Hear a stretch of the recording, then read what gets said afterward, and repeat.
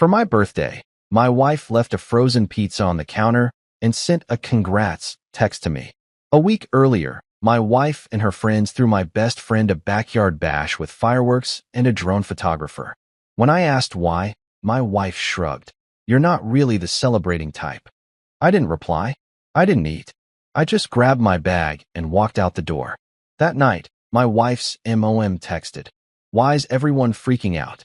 My name's Miles Carter, and I need you to understand something right off the bat.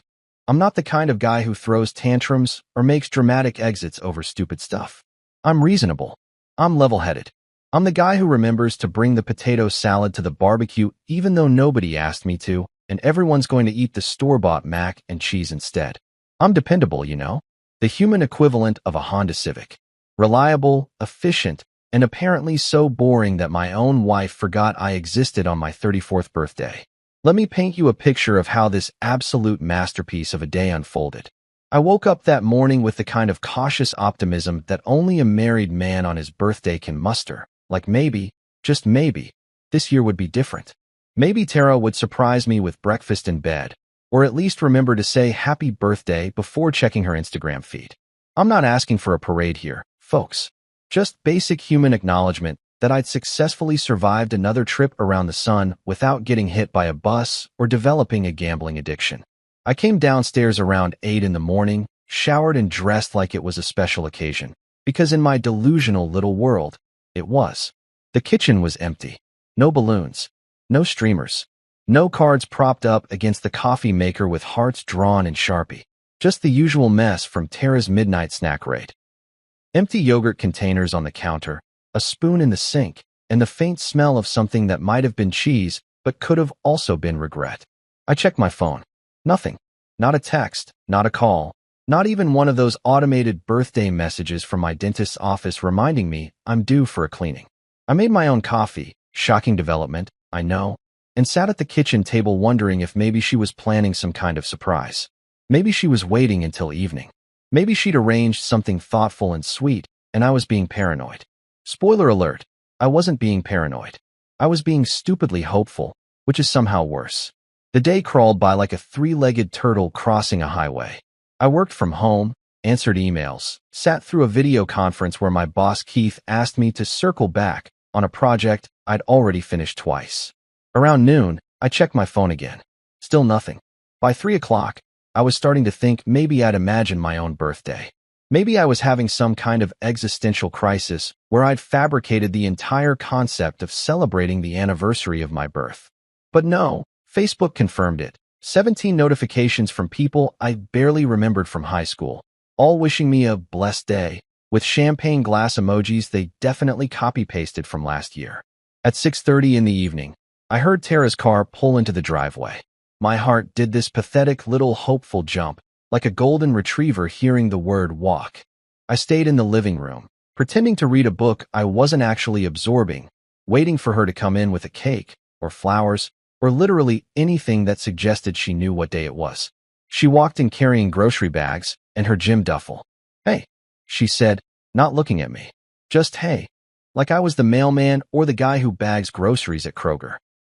She dumped the bags on the kitchen counter with the enthusiasm of someone taking out the trash, and I heard the telltale sound of frozen food hitting laminate. I waited.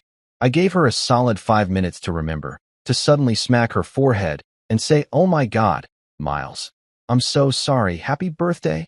But instead, she just unpacked the groceries, stuck a few things in the fridge, and left one item sitting on the counter. Then she grabbed her phone and disappeared upstairs. Curiosity, or maybe masochism, got the better of me. I walked into the kitchen, and there it was, folks.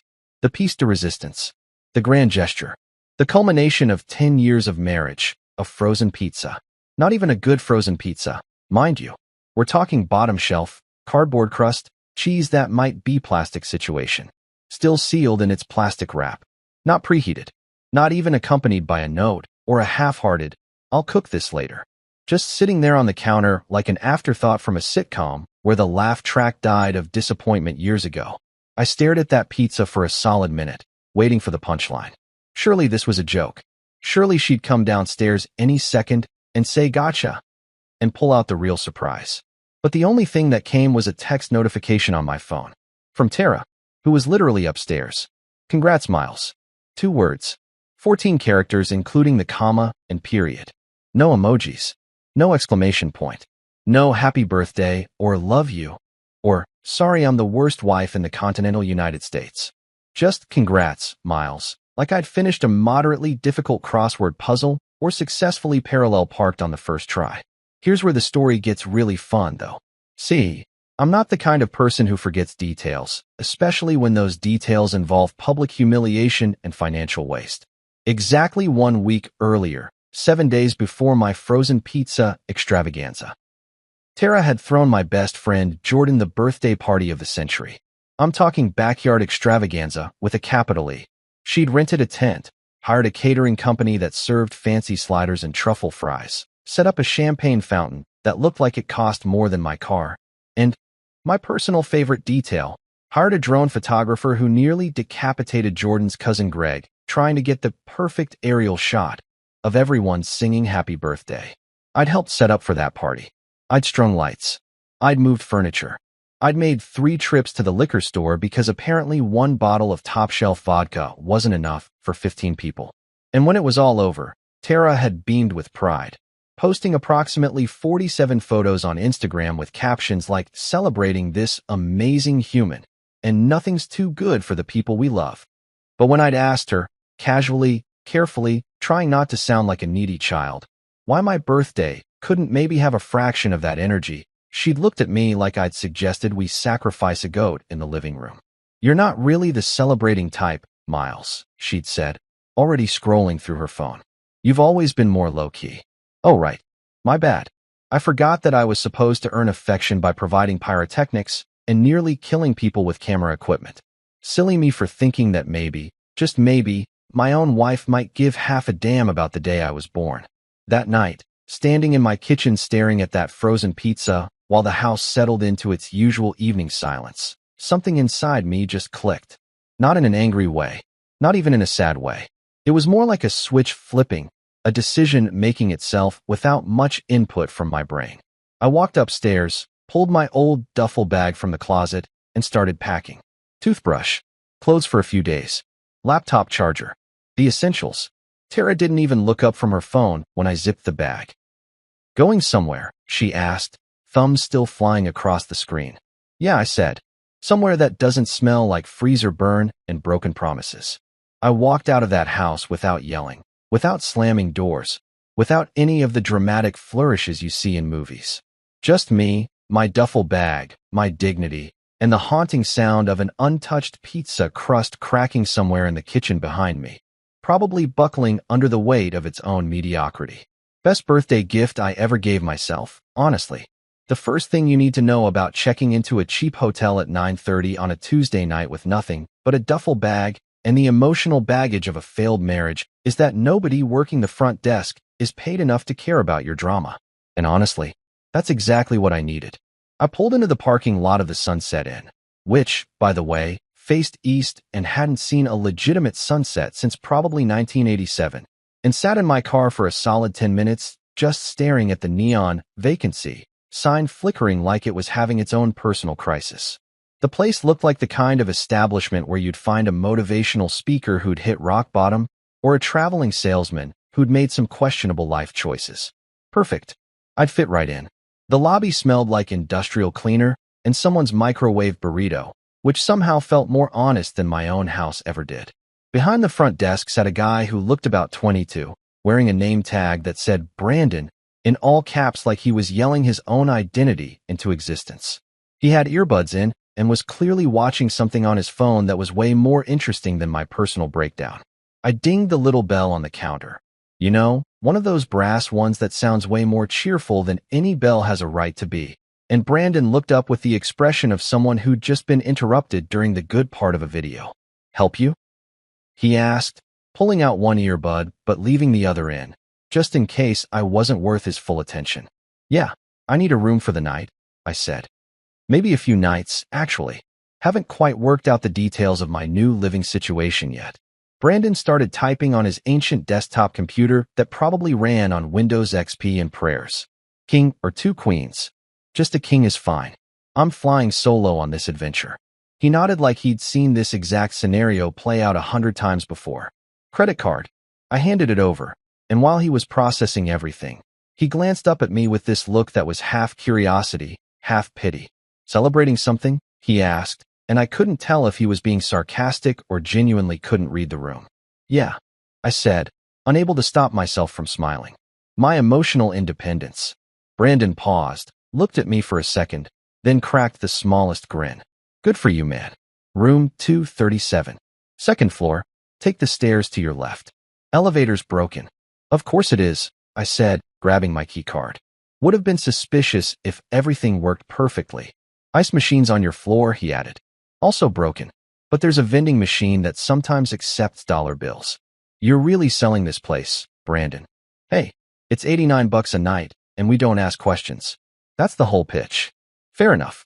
I grabbed my duffel bag and headed for the stairs, climbing up to the second floor while trying not to think about how many life decisions had led me to this exact moment. The hallway carpet was that special pattern that hotels use specifically to hide stains. You know the one, where it looks like someone threw a kaleidoscope into a blender and then vomited it onto the floor. Room 237 was at the end of the hall, right next to what I could only assume was either another guest having a very loud phone conversation or someone watching a documentary about angry geese. I slid the key card into the door slot. Red light. Tried again. Red light. Third time's the charm. Green light, and I was in. The room was exactly what you'd expect from a place called the Sunset and that charged $89 a night. One queen bed with a comforter that had probably witnessed things that would make a crime scene investigator quit their job. A TV from 2003 bolted to the dresser. A bathroom the size of a shoe box with water pressure that could best be described as apologetic. And that smell. That universal hotel smell that's somehow a combination of cleaning products, other people's lives, and existential dread. But here's the thing that hit me as I dropped my duffel bag on the questionable carpet and looked around. The silence was absolutely beautiful. I'm not talking about the absence of noise. I could hear the guy next door still arguing with someone about parking tickets. And the air conditioning unit under the window was making sounds like it was trying to communicate with dolphins. No, I'm talking about the absence of expectations. The absence of someone yelling at me because I left water spots on the bathroom counter. The absence of my mother-in-law Linda giving me one of her trademark lectures about what it means to be a provider while sipping wine that I'd paid for. I sat on the edge of the bed and it made this concerning creaking sound, but honestly, I didn't care. For the first time in what felt like years, I was existing in a space where nobody needed me to be anything other than a guy in a cheap hotel room. I wasn't disappointing anyone. I wasn't failing to meet someone's unspoken standards. I was just Miles, sitting on a questionable mattress, finally breathing air that didn't taste like resentment. I ordered a pizza, a real one this time, from an actual pizza place, because apparently that's what freedom tastes like, and sat cross-legged on the bed watching some terrible reality show about people buying storage units. The pizza arrived 40 minutes later, hot and excessive and completely unnecessary, and I ate half of it while laughing at grown adults fighting over a box of old Christmas decorations. Around midnight, just as I was considering calling it a night and seeing if the bed was as uncomfortable as it looked, my phone started buzzing like an angry hornet. Text messages started rolling in, one after another, and I watched them populate my screen with the kind of morbid fascination usually reserved for watching car crashes on YouTube. The first one was from Tara. Where are you? Followed immediately by, Miles, this isn't funny. Then, can you at least let me know you're okay? But the real winner, the absolute cherry on top of this dysfunctional Sunday, came from Linda, Tara's mother, the reigning queen of passive aggression, the woman who could make "bless your heart" sound like a death threat. Her text read, "Why's everyone freaking out?" I stared at that message for a long moment, letting the absurdity of it sink in. Why was everyone freaking out? Really, Linda? That was the question she was leading with. Not, is Miles okay? Or what happened? But a casual inquiry about why people were having emotional reactions to the fact that I'd left. Like I'd missed book club or forgotten to RSVP to a baby shower. Oh, I don't know, Linda. Maybe because your daughter treated her husband like expired leftovers? Maybe because I spent my birthday staring at a frozen pizza while contemplating the slow death of my dignity? Maybe because I finally grew a spine and decided I deserved better than being the supporting character in my own life. But I didn't type any of that.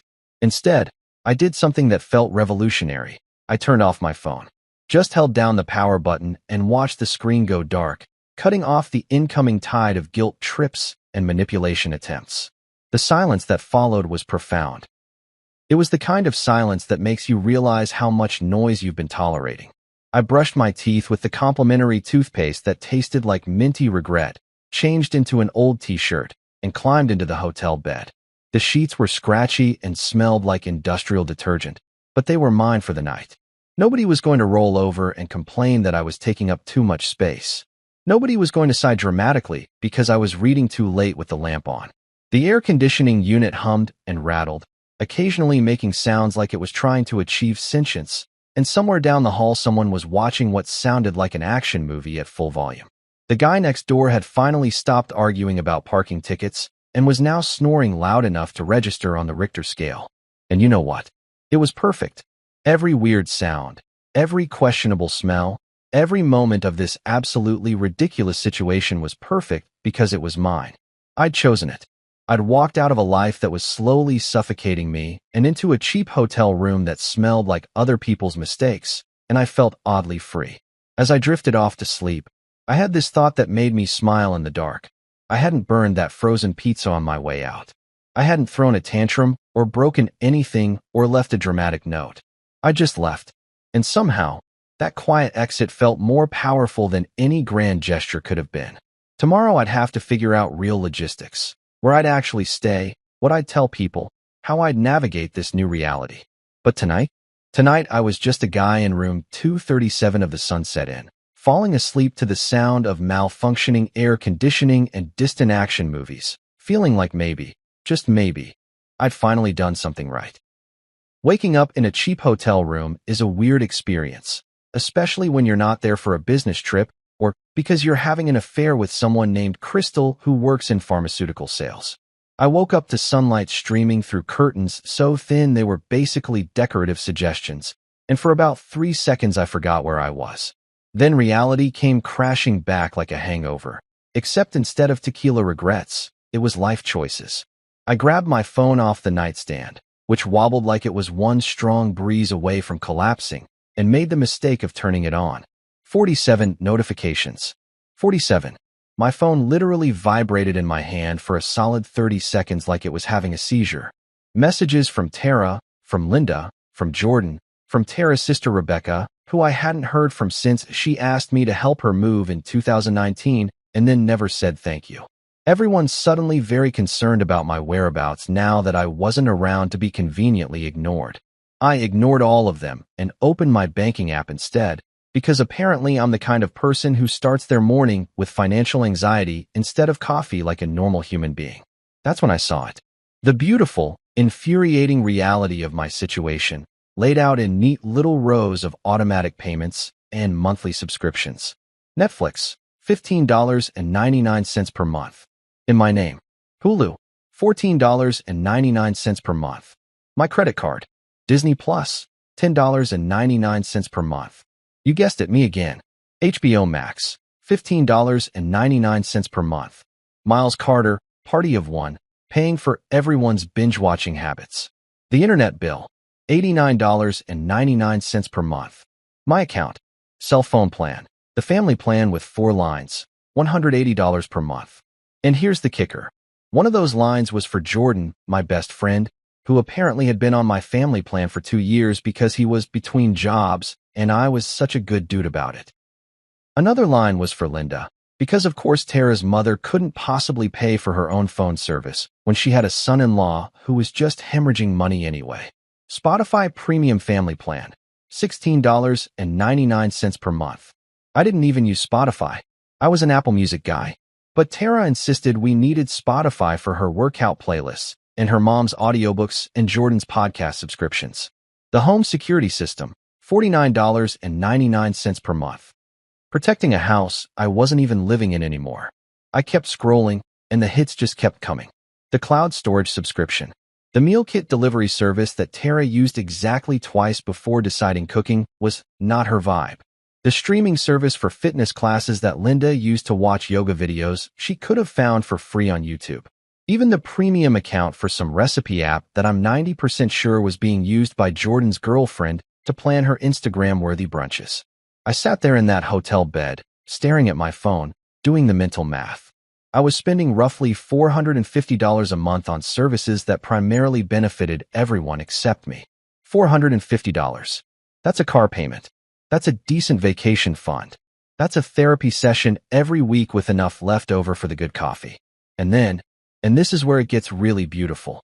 I realized something that made me laugh out loud in that depressing hotel room. I had all the passwords.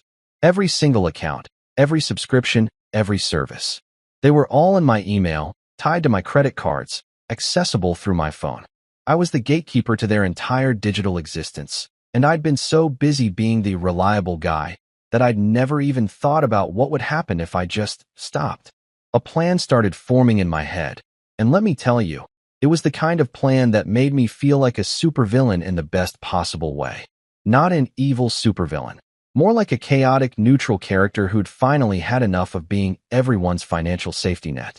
I wasn't going to cancel everything immediately, because that would be rash and impulsive, and despite recent events, I'm still fundamentally a person who thinks things through. No, I was going to give them 3 days. 72 hours. A generous warning period that they wouldn't even know they were getting. In 3 days, I'd start canceling subscriptions. One by one. Methodically. Starting with the least essential and working my way up to the big ones. The streaming services would go first. Goodbye, Netflix, Sayonara, HBO Max. Then the phone plan. I'd port my number to a new individual plan and let the other 3 lines figure out their own situation. The internet bill would be last, because I'm not a complete monster, but it was definitely on the chopping block. I got out of bed, showered in the world's tiniest bathroom with water pressure that felt like someone spitting on me from a distance, and got dressed in yesterday's clothes because I'd packed in a hurry and hadn't really thought about the practicalities of extended hotel living. My reflection in the mirror looked tired but somehow lighter, like I'd put down a backpack I'd been carrying for so long I'd forgotten it was there. The coffee situation at the Sunset Inn was about what you'd expect from an $89 a night establishment. There was a complimentary breakfast set up in the lobby that consisted of a waffle maker that looked like it had seen combat, some sad-looking fruit in a bowl, and a coffee dispenser that gurgled and hissed like it was summoning demons. I grabbed a styrofoam cup, because of course they use styrofoam, environmental consciousness costs extra, and filled it with coffee that looked like it could strip paint off a car. Brandon was still at the front desk, or maybe he was there again. I couldn't tell if he'd worked an all-night shift or just really loved his job. He looked up from his phone and gave me a nod. Survivor of room 237. How'd you sleep? Like someone who finally made a decision, I said. That's weirdly specific, but I respect it. I grabbed a handful of those little creamer cups and a packet of sugar that was probably older than Brandon, and walked outside to the parking lot.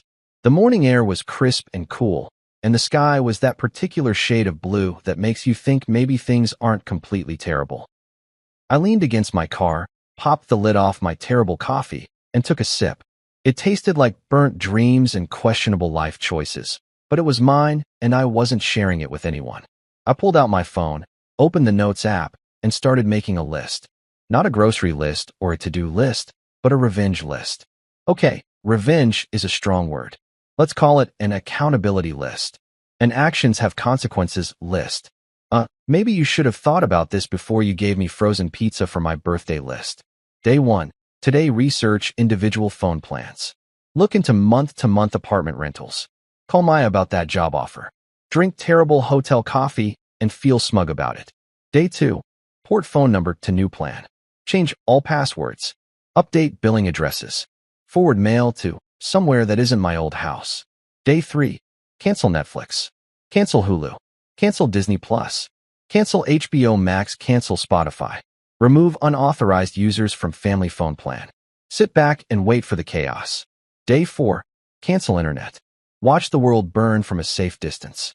I stood there in that hotel parking lot, holding my styrofoam cup of coffee that tasted like someone's abandoned hopes, and raised it in a toast to absolutely no one. To new beginnings, I said out loud, not caring if anyone heard me, and to finally not funding adult children disguised as in-laws. A woman getting into her car 3 spots over gave me a weird look, but I didn't care. Let her think I was having a breakdown. Maybe I was. Or maybe I was having a breakthrough, and the two things look remarkably similar from the outside. If sarcasm burned calories, I'd have been shredded by lunchtime. If pettiness was an Olympic sport, I'd be bringing home gold. But instead, I was just a guy in a hotel parking lot, drinking the worst coffee known to mankind, planning the most passive-aggressive exit strategy in the history of modern relationships. I finished my coffee, tossed the cup in the trash. Because unlike some people, I clean up my own messes and got back in my car. I had a phone plan to research, an email to send to Maya about that job offer, and a list of subscriptions that were about to learn what unauthorized charges meant. The best part? They had no idea what was coming. They were probably sitting at home right now, streaming their shows, scrolling through their phones, completely oblivious to the fact that their digital lifestyle was on a 3-day countdown to obsolescence. I pulled out of the Sunset Inn parking lot with a smile on my face, headed toward the nearest gas station for better coffee and maybe a breakfast burrito that wouldn't judge my life choices. The radio was playing some pop song about breaking free and finding yourself, and for once, the universe's sense of irony felt appropriate instead of insulting. 3 days. That's all they had left. 3 days of blissful ignorance before reality came knocking, and I wasn't going to be there to answer the door for them.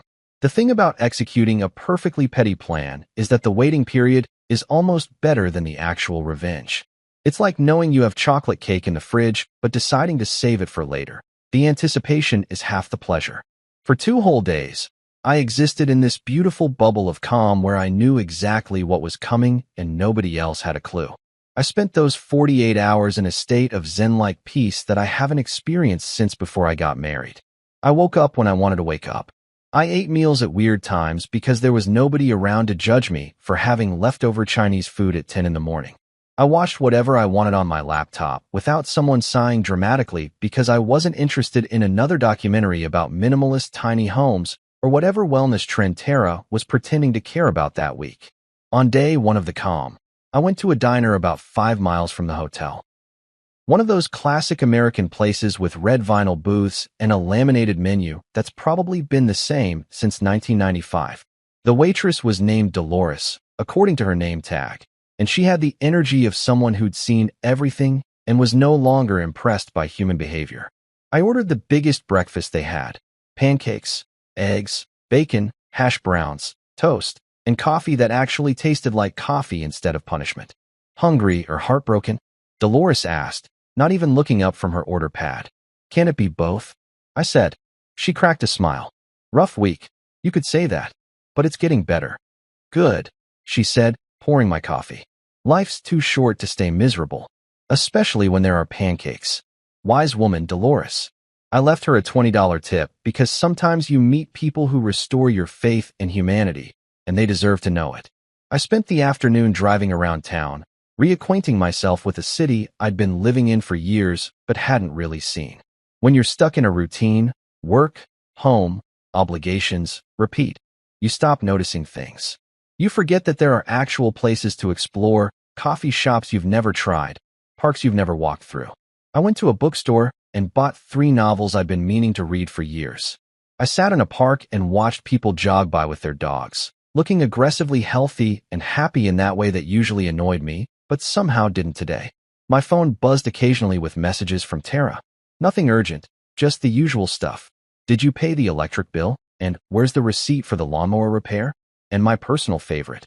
Can you pick up milk on your way home? On your way home. Like I was just running errands and would be back any minute to resume my position as the household's administrative assistant and ATM machine. I didn't respond to any of them. Radio silence. It was remarkable how liberating it felt to just not engage. For years, I'd trained myself to respond immediately to every text, every request, every minor emergency. Pavlov's dog had nothing on me. But now I was learning that I could just let my phone buzz and the world would keep spinning. On day 2, I called Maya about the job offer. Maya Chun had been my boss when I worked as a tutor during my last year of college, back when I still thought I might do something interesting with my life before I got sucked into corporate mediocrity. She'd started her own tutoring company in our college town about 3 hours north, and every few months she'd send me an email saying there was a position open if I ever wanted to escape whatever soul-crushing situation I'd gotten myself into. Miles Carter, she said when she picked up, and I could hear the smile in her voice. Please tell me you're finally taking me up on my offer. How'd you know? I asked. Because you're calling me on a Wednesday morning instead of sending your usual polite email declining. Something's changed. You could say that. Got any openings for a guy who's extremely qualified to teach test prep and moderately qualified to make terrible life decisions? Maya laughed. When can you start? We talked for 45 minutes about logistics, salary, benefits, all the boring adult stuff that somehow felt exciting because it represented an actual escape route. She had an apartment above the office that was vacant, month-to-month rent, fully furnished. It's not fancy, she warned me. Previous tenant was a grad student who thought throw pillows were a personality trait. But it's yours if you want it. I'll take it, I said, not even asking to see pictures. At this point, anywhere that wasn't connected to my old life sounded like paradise. You sure? Don't you want to talk to your wife about relocating? Maya, if I wanted to talk to my wife about things, I wouldn't be planning to move 3 hours away. There was a pause. Fair enough. I'll email you the lease agreement. Welcome back to the team, Miles. After I hung up, I sat in my car in the hotel parking lot and just breathed. I had a job. I had a place to live. I had an actual plan that extended beyond hiding in a cheap hotel and drinking questionable coffee. Things were coming together in a way that felt almost surreal. That evening, I treated myself to a nice dinner at a steakhouse, the kind of place Tara always said was too expensive for a random weeknight, but somehow wasn't too expensive when her friends wanted to celebrate someone's promotion or engagement. I ordered a ribeye, medium rare, with a loaded baked potato and a beer that cost $12 but tasted like victory. The waiter asked if I was celebrating something, and I said, yeah, my upcoming unemployment and divorce, which made him laugh nervously and back away slowly. Worth it. I went back to the hotel, watched a movie on my laptop, and fell asleep feeling genuinely content. Tomorrow was day 3. Tomorrow, the subscriptions would start dropping like flies. Tomorrow, the chaos would begin, and I'd get to watch it unfold from a safe distance. But then tomorrow came early. At 7:43 a.m. I know the exact time because I checked my phone when it started buzzing like an angry hornet trapped in a jar. The texts started rolling in. And not the gentle, confused texts I'd been expecting. No, these were full-blown panic texts. Tara, hey, did you mess with the Wi-Fi? I smiled. It had begun. I was brushing my teeth when the next one came through. Tara, Miles, seriously, the internet isn't working and I have a Zoom call in 20 minutes. Then, 5 minutes later, Miles. My phone just stopped working. Like completely stopped. What did you do? I rinsed my mouth, taking my time, enjoying every second of this. Through the bathroom door, I could hear my phone absolutely losing its mind with notifications. By the time I walked back into the room, there were 17 new messages. 17. It was like Christmas morning. If Christmas morning involved watching your entire family realize they'd been financially cut off. Tara had progressed from confused to panicked. Miles, my phone's not working. None of our phones are working. What's happening? Linda had entered the chat. Miles, I don't know what's going on, but my phone service is out, and so is Tara's. Is there an outage? Jordan, good old Jordan, had sent. Dude, my phone line is dead. Did you forget to pay the bill? Did I forget? That's adorable, Jordan. I didn't forget anything.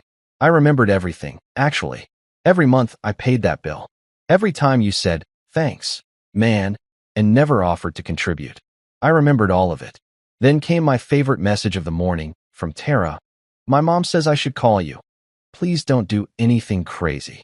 I stared at that message for a long moment, savoring it like fine wine.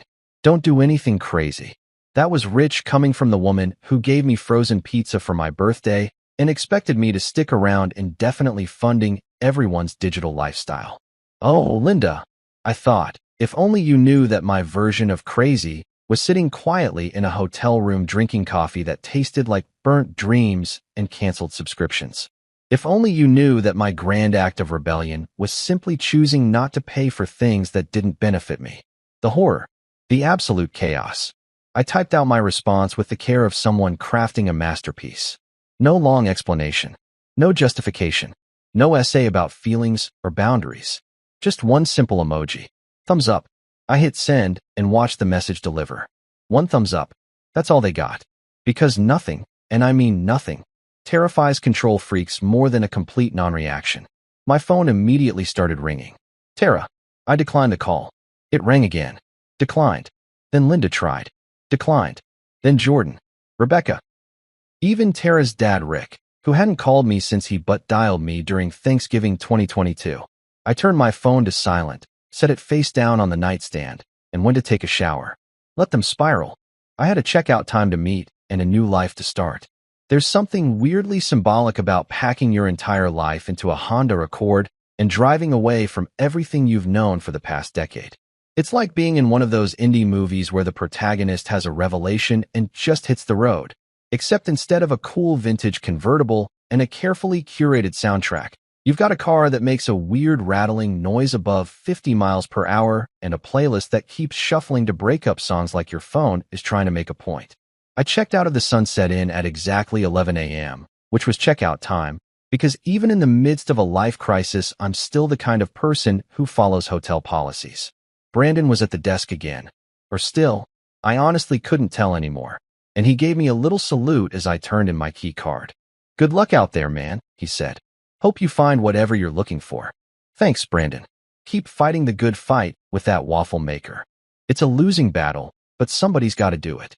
I threw my duffel bag in the trunk, which also contained everything else I'd managed to pack in my hasty escape. A box of books, my laptop, 3 pairs of shoes, enough socks and underwear to last me until I either found a laundromat or gave up on society entirely. And a framed photo of my dog from childhood, because apparently even in the middle of a divorce, I'm still sentimental about a golden retriever who died in 2008. The drive north to my college town was supposed to take about 3 hours, but I was in no rush.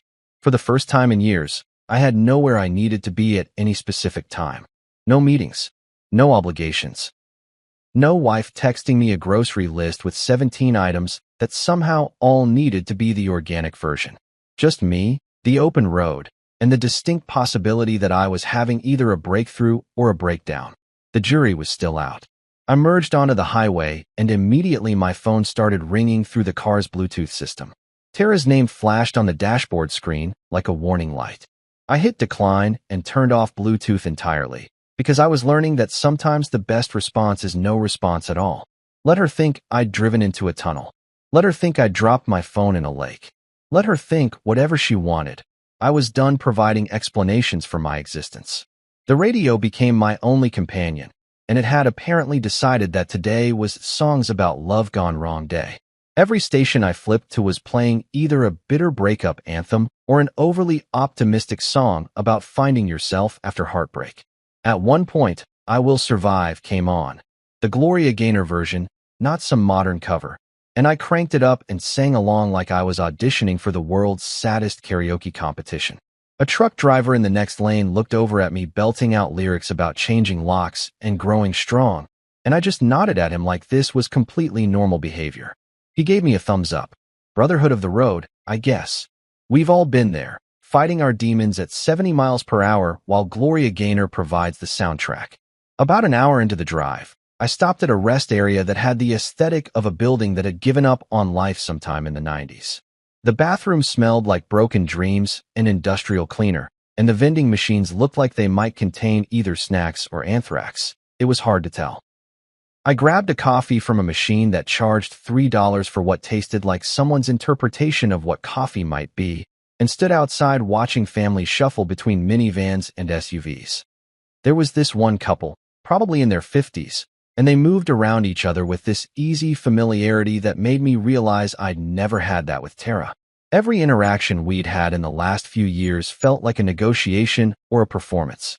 This couple, though, the guy just handed his wife a napkin without her asking. She adjusted his collar without thinking about it. Small gestures that added up to something real. I wondered if Tara and I had ever had that, or if we'd just been playing house from the beginning, following some script about what marriage was supposed to look like without ever figuring out what we actually wanted it to be. Deep thoughts at a highway rest stop. That's where I was in life now. I got back in my car and kept driving, and the landscape slowly started to change. The sprawling suburbs gave way to smaller towns, then to actual countryside with farms and cows, and the kind of pastoral scenery that makes you understand why people write country songs. The further I got from the city, the lighter I felt, like I was literally driving away from weight I'd been carrying. My phone buzzed in the cup holder, silenced but still visible, and I could see notifications piling up. 53 messages. 53. I laughed out loud in my empty car, because what else are you supposed to do when your entire family loses their collective mind because you stop paying for their streaming services? 2.5 hours into the drive, I started seeing familiar landmarks. The billboard for that sketchy fireworks store that was always going out of business, but never actually closed. The exit for the state park where my college friends and I used to go hiking when we were pretending to be outdoorsy. The water tower painted to look like a giant basketball, because apparently in the 80s that seemed like a good idea. I took the exit for Millbrook, my old college town, and felt this weird mixture of nostalgia and hope. This place held memories of a version of me that still had potential before I'd settled into a comfortable life that turned out to be slowly suffocating me. The downtown area hadn't changed much. Same brick buildings, same locally owned shops trying desperately to compete with the strip mall on the highway, same coffee shop where I'd spent countless hours studying and pretending to understand philosophy. Actually, wait. The coffee shop was different. It used to be called The Daily Grind, but now the sign read June's Brew in cheerful yellow letters with a little sun logo. Cute. Probably new ownership trying to put a personal touch on things. I parked on Main Street, found a spot right in front, which never would have happened in the city, and sat in my car for a moment, watching people walk by. College students with backpacks looking stressed about midterms. Older folks moving at a slower pace, actually making eye contact with each other. A guy walking 3 dogs at once, and somehow making it look easy. This could work. This could actually work. I grabbed my wallet and headed into June's Brew, pushing open the door to the sound of a little bell chiming. An actual bell, not a recording. The place smelled like fresh coffee and baked goods and possibility.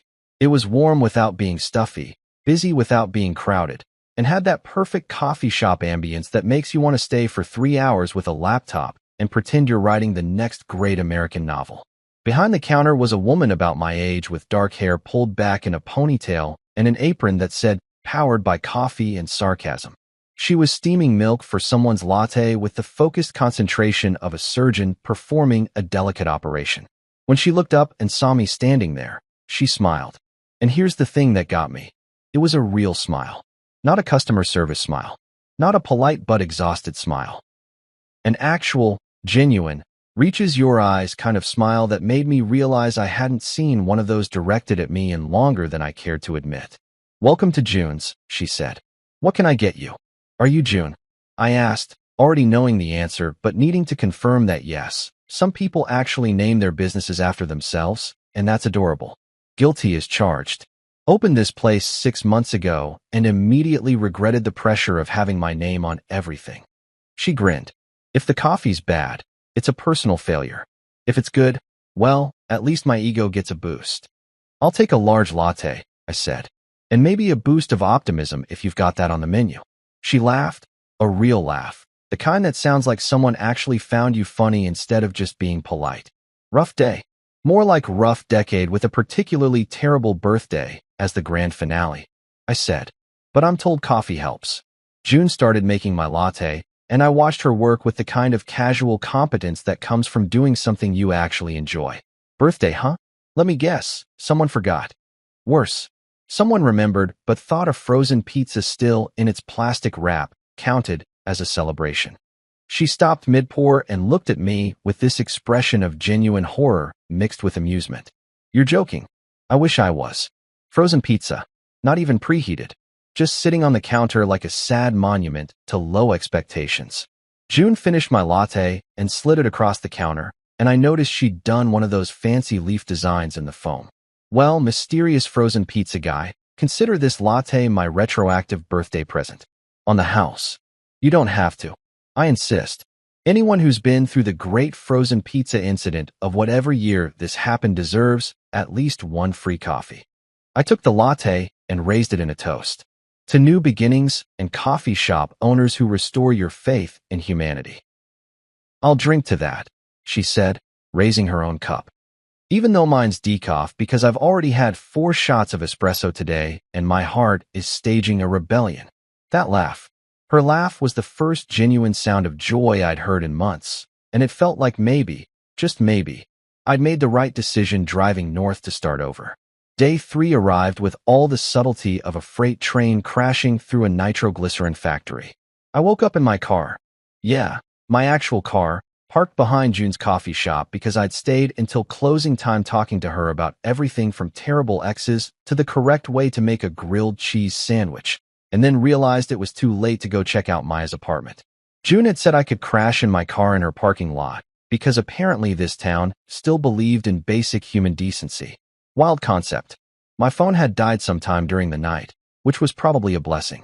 I plugged it into my car charger and watched it come back to life with all the enthusiasm of someone watching a horror movie where you know the killer's behind the door. The screen lit up and immediately had a stroke trying to load all the notifications. 89 messages. 89.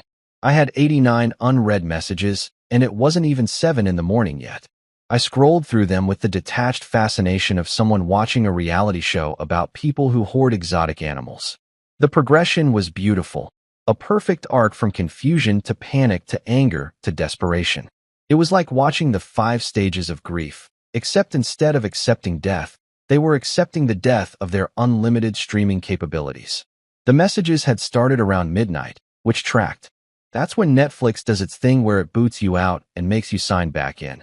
Except this time, there was no account to sign back into because I'd canceled it at exactly 11:47 p.m. the previous night, while eating leftover pad thai in my hotel room. Tara, 12:03 a.m. Netflix won't load. Tara, 12:15 a.m.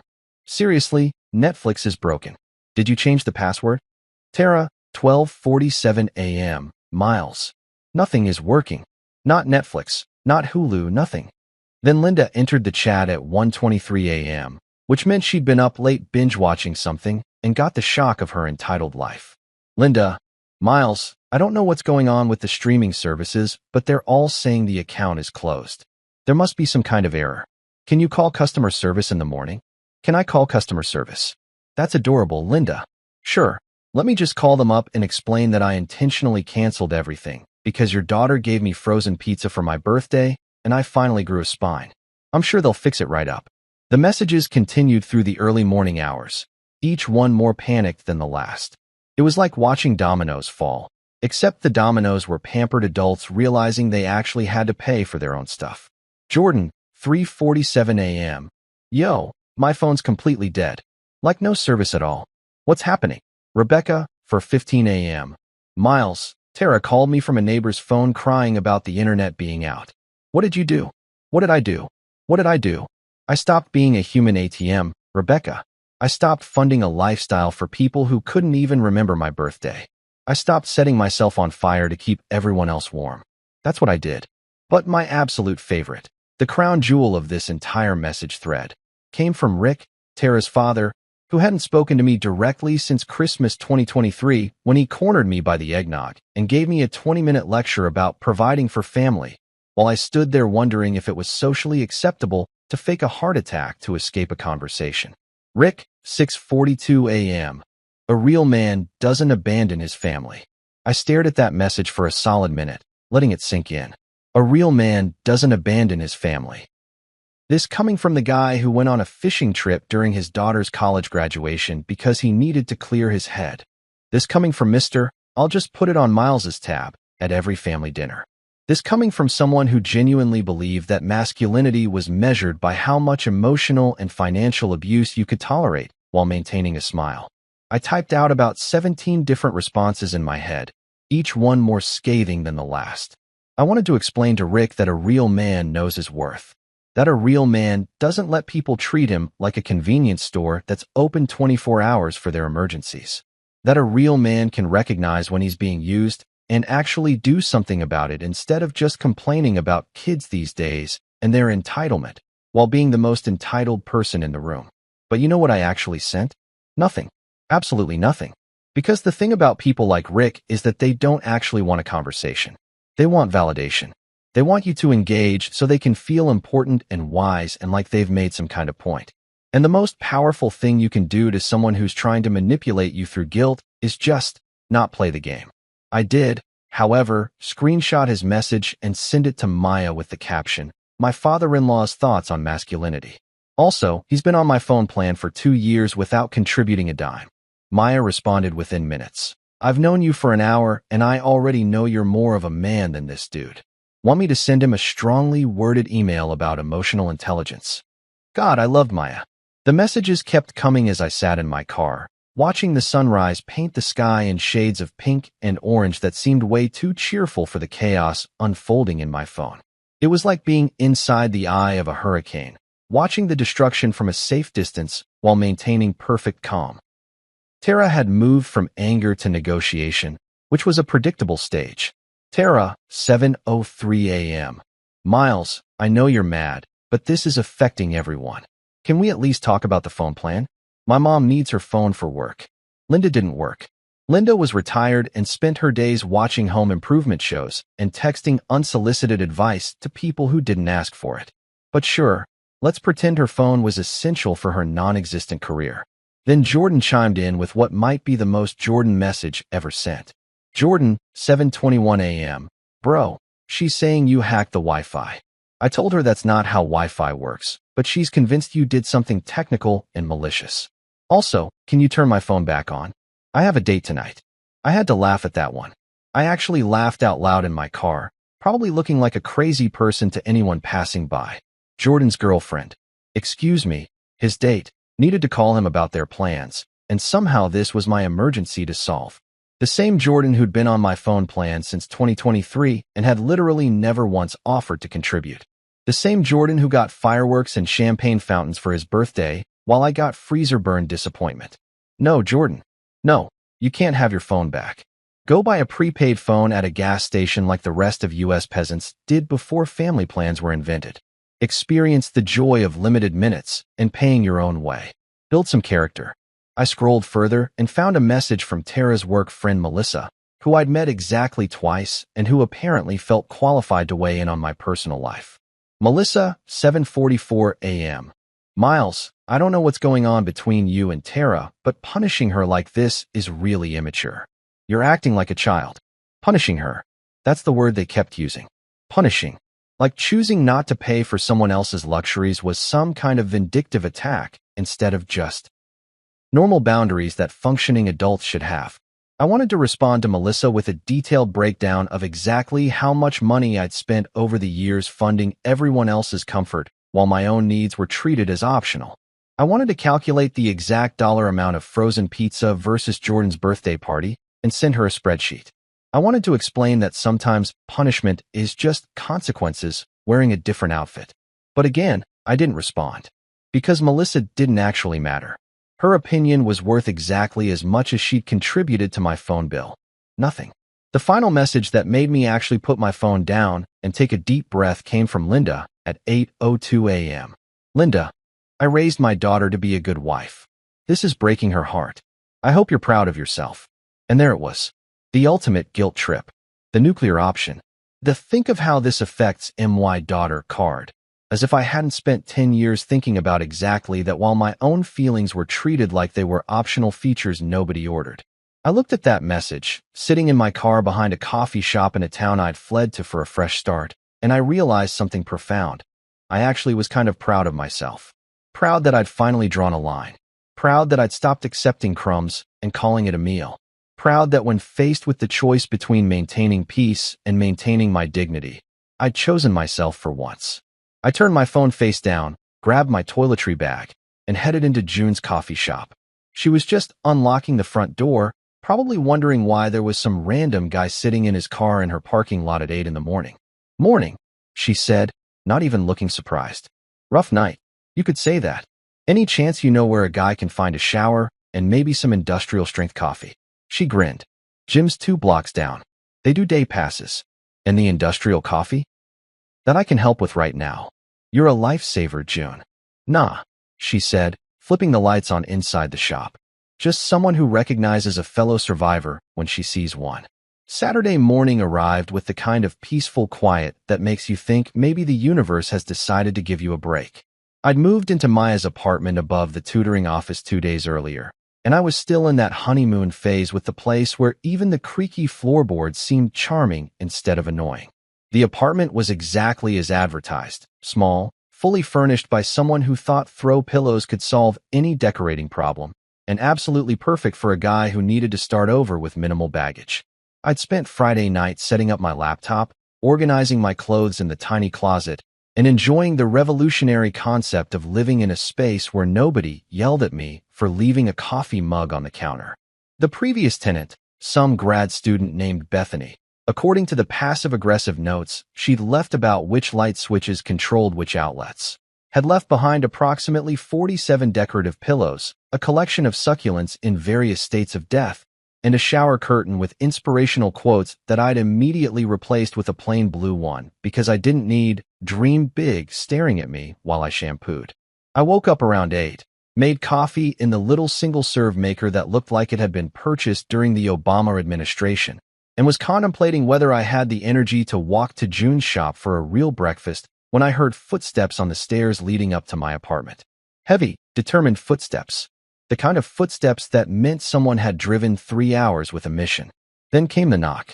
Not a polite "hello, is anyone home" knock. This was a "we need to talk, and I'm not leaving until we do" knock. The kind of knock that makes your stomach drop even when you've been expecting it. I looked through the peephole, which was so old it made everything look like a fisheye lens from a 90s music video, and there she was, Tara, standing in the hallway of my new apartment building, 3 hours away from home, at 8:30 on a Saturday morning. And here's the detail that I will remember for the rest of my life. She was wearing an old hoodie that said, "Live, Laugh, Love," in that cursive font that's required by law to appear on at least one item in every suburban home. The irony level was off the charts.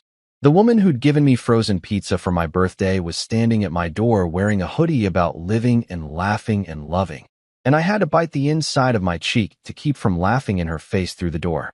I took a deep breath, checked my reflection in the mirror by the door to make sure I didn't look as emotionally destroyed as she probably hoped, and opened it. "Tara," I said, keeping my voice neutral. "How'd you find me?" "Your boss, Maya," she said, not even bothering with a greeting. "I called the tutoring company. Told them it was a family emergency." Of course she did. Classic Tara move. Manipulate the situation, make herself the victim, get what she wants through whatever means necessary. I made a mental note to talk to Maya about establishing some boundaries with my personal information. "It's not an emergency," I said. "Everything's fine. I'm fine. Are you?" She looked past me into the apartment, taking in the throw pillows and dead succulents and the general aesthetic of person starting over in their mid-30s. "This is what you left me for? This place?" "I didn't leave you for a place, Tara. I left you because you treated me like an appliance that you occasionally remembered to maintain." Her eyes got that shiny look they always got when she was about to deploy tears as a tactical weapon. "You're really going to do this? Over a pizza?" And there it was. The reduction of 10 years of slow emotional erosion into one frozen pizza. Like that was the entire problem. Like I'd thrown away a marriage because of a grocery store purchase. "No," I said, and I felt this weird calm settle over me. Over 10 years of being the side character in my own life story. The pizza was just the moment I realized I'd been edited out of the narrative entirely. "What are you even talking about?" She crossed her arms, defensive now. "I've always supported you. I've always been there. You threw Jordan a party with fireworks and a champagne fountain. You gave me a frozen pizza, still in the wrapper. And when I asked you why, you said I wasn't the celebrating type." I leaned against the doorframe, blocking her view into my new life. "But the real issue isn't the pizza, Tara. It's that you genuinely don't see the problem." She wiped at her eyes, smearing mascara that she'd clearly applied in the car. "You've always been so dramatic, Miles. Always making everything into some big emotional production." I actually laughed at that. Couldn't help it. The absurdity was too perfect. "And you've always been so." I paused, searching for the right word, undercooked. What does that even mean? It means you're like that pizza. Half finished. All potential, no follow-through. You talk about love and partnership and building a life together, but when it comes time to actually show up, you're still frozen in the package. Her face went through several expressions, confusion, hurt, anger, before landing on determination. Fine. You want to talk about showing up? Let's talk about how you abandoned your family. How you canceled everything without even talking to me first. How you left my mother without phone service. How you're being completely selfish and childish. Your mother is 63 years old and perfectly capable of paying for her own phone. She's family, Miles. That's what family does. We help each other. Helping is reciprocal, Tara. What you're describing is me being an ATM while everyone else makes withdrawals and never deposits. She shifted tactics, and I could see it happening in real time. The softening of her posture, the slight head tilt, the voice that went from accusatory to pleading. What about Jordan? He needs his phone for work. His girlfriend needs to call him about brunch plans. You're affecting other people's lives. I had to process that for a second. Jordan's girlfriend needs to call him about brunch. Yes, that's the emergency you're presenting to me right now. Brunch coordination. Don't be like that. You know what I mean. I really don't, Tara. Because what I'm hearing is that Jordan, a 34-year-old man with a college degree and a job, can't figure out how to get his own phone plan so his girlfriend can call him about pancakes. And somehow that's my problem to solve. You used to be so much kinder, she said, going for the guilt angle. You used to care about people. I still care about people. I just don't care about being used anymore. There's a difference. We stood there in the doorway. This woman I'd been married to for 10 years, and I realized I was looking at a stranger. Or maybe I was finally seeing her clearly for the first time. Either way, whatever connection we'd had, or thought we'd had, was gone. It had probably been gone for years, and we'd both just been too comfortable or too scared to acknowledge it. Is this really what you want? She asked, her voice small now. To throw away everything we built? What did we build, Tara? Honestly, what did we build? Because from where I'm standing, I built a lot of things. I built a stable income that funded everyone else's lifestyle. I built patience for your family's endless demands. I built a tolerance for being treated like I didn't matter. But what did we build together? She didn't have an answer for that. Just stood there in her live, laugh, love, hoodie, looking lost and confused like someone had suddenly changed the rules of a game she thought she was winning. I'm not trying to be cruel, I said, and I meant it. But I'm also not going to set myself on fire to keep everyone else warm anymore. You want the phone plan back on? Pay for it yourself. You want streaming services? Subscribe to them. You want a husband who shows up for you? Try showing up for him first. So that's it. You're just done. Yeah, Tara.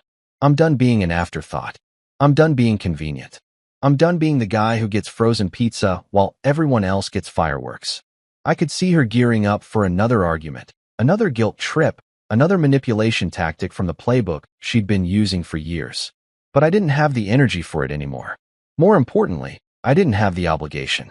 I need to get ready for work, I said, which wasn't true. It was Saturday, and I didn't start at the tutoring center until Monday. But she didn't need to know that. Drive safe going back. And then I did something that felt both incredibly simple and incredibly powerful. I closed the door. Not a slam. Not an angry bang that would give her ammunition for the story she'd tell about how cruel and dramatic I was being. Just a slow, deliberate, polite closing of the door. I heard her stand there for a minute, probably debating whether to knock again. Then footsteps, retreating down the stairs. The sound of the building's front door opening and closing.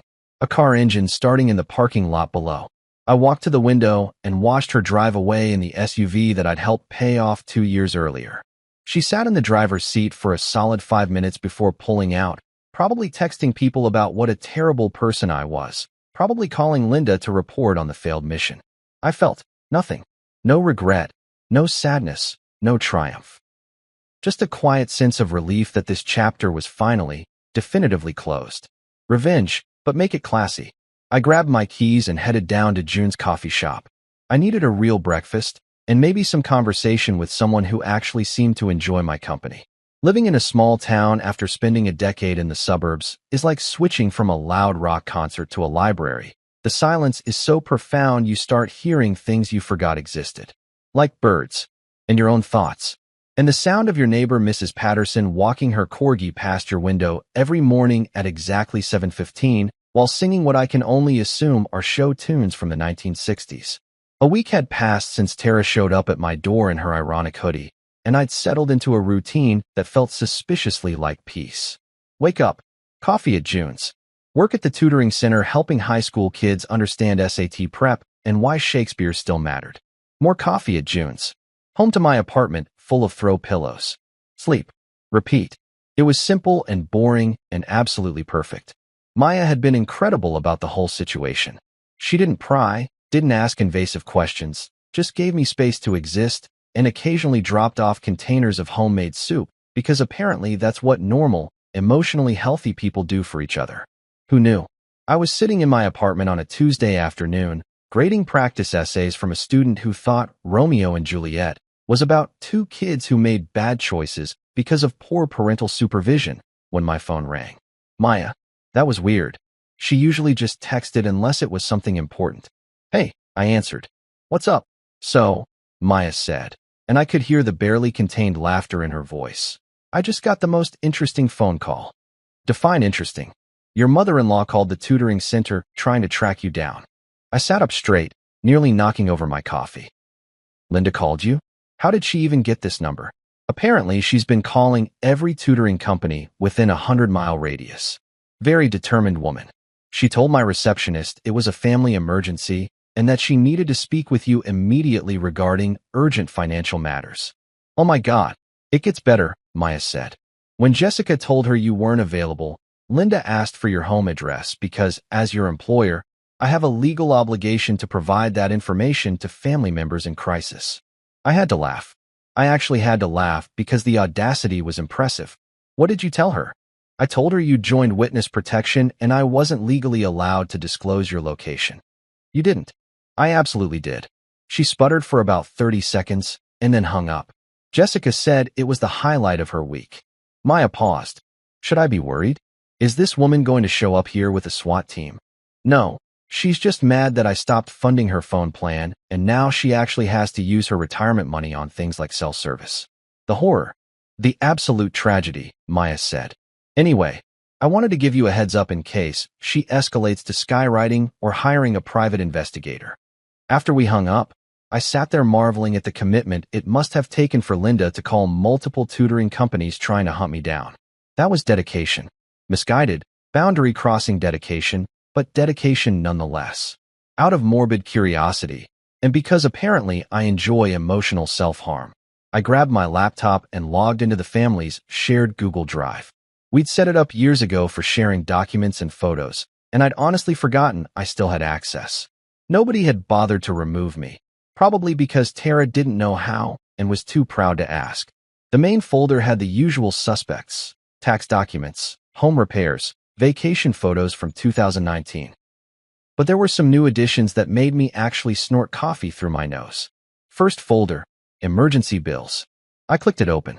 Inside were screenshots of every disconnection notice, every email from Netflix and Hulu about canceled subscriptions, every text from phone carriers about suspended service. They documented the entire crisis like they were building a legal case. There were even photos of Linda's phone screen showing no service, like that was evidence of my war crimes. Second folder, apology drafts. Oh, this was going to be good. Inside were at least a dozen Word documents with various attempts at crafting the perfect apology to lure me back into funding their lifestyle. I opened the first one, titled Apology, Version 1, Emotional Angle. Dear Miles, we realize now that we may have taken your generosity for granted. May have. The uncertainty was killing me. I opened another one. Apology, Version 3, Financial Compromise. Dear Miles, what if we agreed to pay you back for half of the streaming services over the next 18 months? Half. Over 18 months. So essentially, they wanted to reimburse me about $6 per month for services they'd been using for years. The math wasn't mathing, as the kids would say. The best one, though, was titled Apology, Mom's Version, Guilt Trip. Dear Miles, Linda wanted me to tell you that she's been unable to reach her cardiologist because her phone isn't working, and this could be a matter of life and death.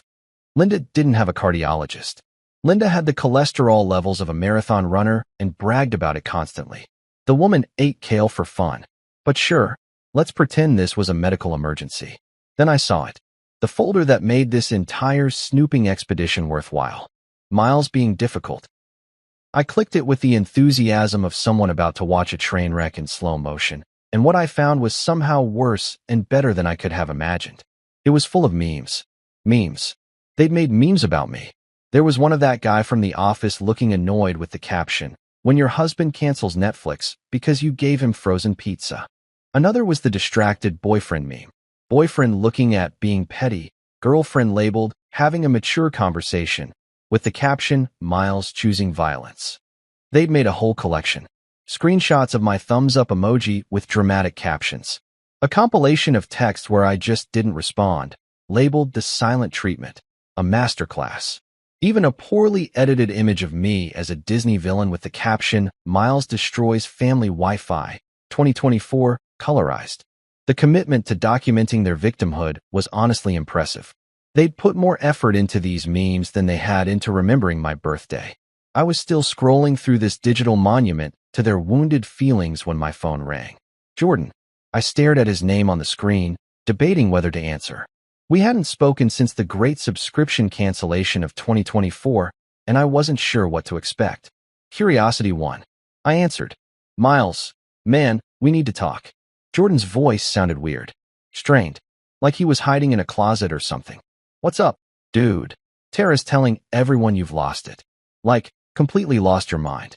She's saying you had some kind of breakdown and fled to the wilderness." "I'm in a college town, Jordan. There's a Starbucks on the corner. This is hardly the wilderness." "Yeah, I figured. But she's going hard with the narrative. Posted on Facebook about how she's worried about your mental health and asking for prayers."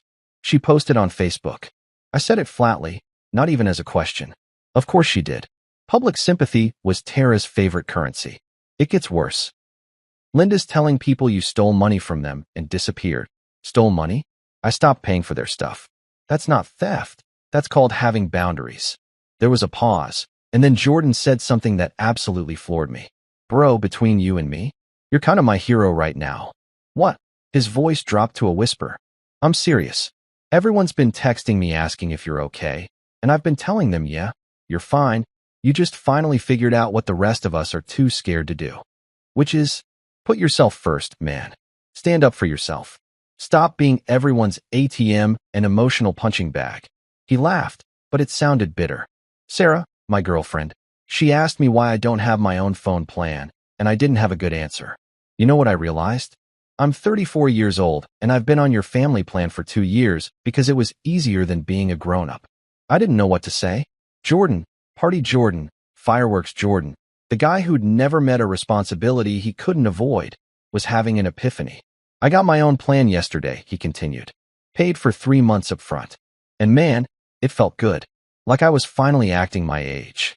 Jordan, No, let me finish. "What Tara did to you was messed up. The pizza thing, the way she treated you like you didn't matter, all of it. And everyone just went along with it because you never complained. You just kept paying and showing up and being the reliable guy." He paused. "But you don't have to be that guy anymore. You can just be Miles. Tell her I found it." I said. "Found what?" "My mind. Tell her I found it." It was under a pile of unpaid bills and resentment. Silence on the other end. Then Jordan laughed, really laughed, the kind of genuine sound I hadn't heard from him in years. "You're kind of my hero, bro," he whispered again, like he was afraid someone would hear him. I didn't expect that twist. There's something deeply weird about receiving handwritten letters in 2024. It's like getting a telegram or finding a payphone that actually works. It exists in this space between nostalgic and vaguely threatening. So when I came home from work on a Thursday afternoon and found a cream-colored envelope propped against my apartment door, my first thought was either someone had died or I was being served with divorce papers disguised as a Pinterest project. The envelope had my name written in Tara's handwriting, which I recognized immediately because I'd seen it on countless grocery lists and passive-aggressive notes about leaving dishes in the sink. Her handwriting had this specific quality that I can only describe as regret mixed with bad eyeliner, loopy and dramatic with inconsistent pressure, like she'd written it while crying or at least trying to look like she was crying.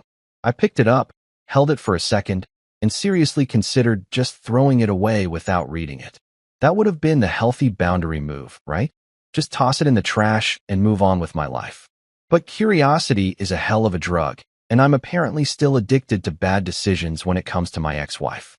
I made myself a cup of tea, actual tea, not coffee, because this felt like a tea-drinking moment, and sat down on my couch surrounded by Bethany's army of throw pillows. The envelope wasn't sealed properly.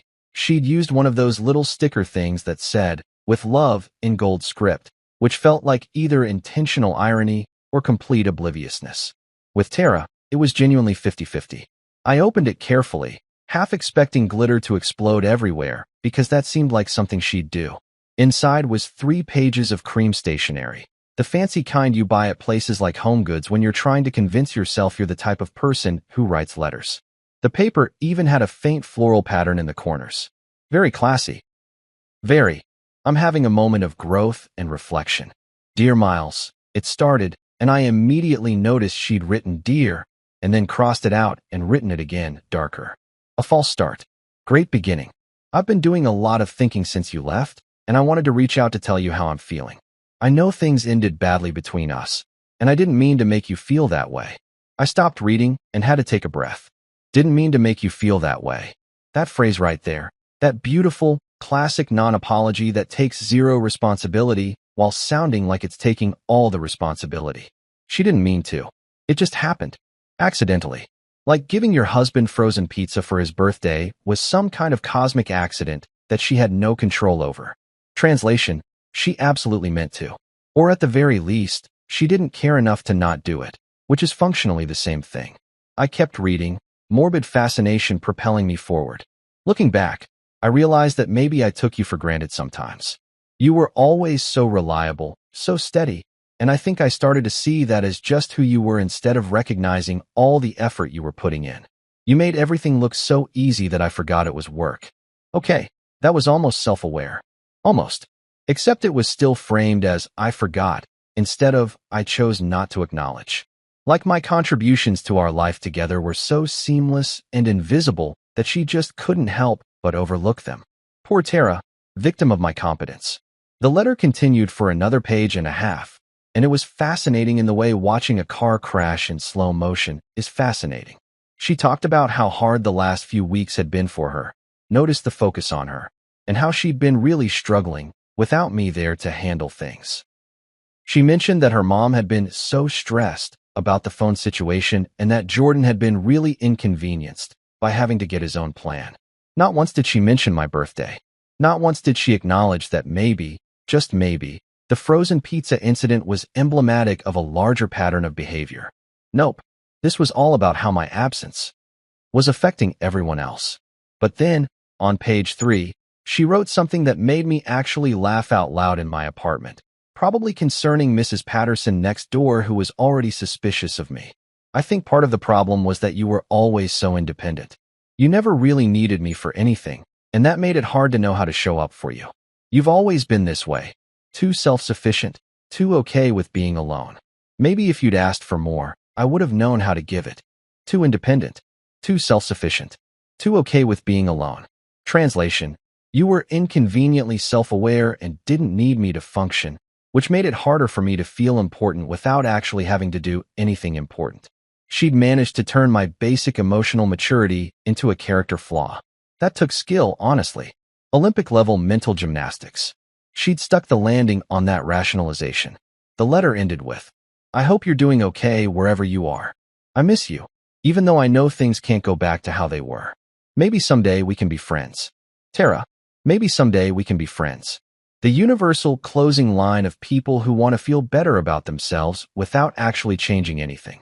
Sure, Tara, maybe someday when I've undergone a full lobotomy and forgotten what boundaries are, we can grab coffee and pretend you didn't spend a decade treating me like a houseplant that occasionally needed watering. I folded the letter carefully, put it back in its envelope, and walked over to my dresser. I opened the bottom drawer, the one where I'd been throwing random stuff I didn't know what to do with, and tucked the letter inside. Not to keep it forever, not to frame it as some kind of trophy. Just to remind myself why peace tastes better than pizza. Why a quiet apartment full of someone else's throw pillows was better than a house full of people who didn't see me. Physical evidence that I'd made the right choice. My phone buzzed. Text from June. Made too many muffins. Again. Come save me from myself. I smiled. Over the past 2 weeks, June had developed this habit of accidentally making extra muffins and texting me to come get them. Yesterday, it was blueberry. Tuesday was chocolate chip.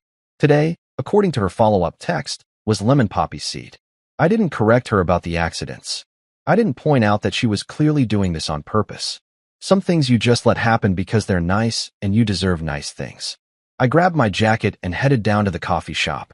The evening air was crisp, and Main Street was doing that small-town thing where everyone seemed to know each other. Mrs. Patterson was outside with her corgi, chatting with the guy who owned the hardware store. A couple of college kids were sitting on a bench sharing earbuds and laughing about something on someone's phone. Normal life. Simple life. June's shop was nearly empty when I walked in. Just one guy in the corner working on a laptop and a teenage girl studying with highlighters spread across her table like she was preparing for war. "Your timing is impeccable," June said, pulling a basket of muffins from the back. "These are still warm." "What a coincidence," I said, playing along. "Me, showing up right when you have extra muffins. What are the odds?" "Astronomical," she said, grinning. "Must be fate." "Must be." She poured me a coffee without asking. She'd learned my order by day 3, which was either attentive or slightly concerning, and slid a plate with a muffin across the counter. "So," she said, leaning on the counter in that way that suggested she was settling in for conversation, "you looked pretty serious when you walked in." "Everything okay?" "Got a letter from my ex-wife," I said. 3 pages of almost apologies and creative blame shifting. The classic, "I'm sorry you feel that way" genre of correspondence. Exactly that. She told me I was too independent, and that's why she didn't know how to show up for me. June raised her eyebrows. Wow. That's a take, right? Like my ability to function as an adult was somehow a personal attack on her capacity to care. "Did you write back?" "Nope. Filed it away in my drawer of reasons I made good decisions and came here for muffins instead." "Smart man," June said. She grabbed a muffin for herself and took a bite. "You know what I did when my ex tried to give me the maybe we can be friends speech?" "What?" I told him, "Sure.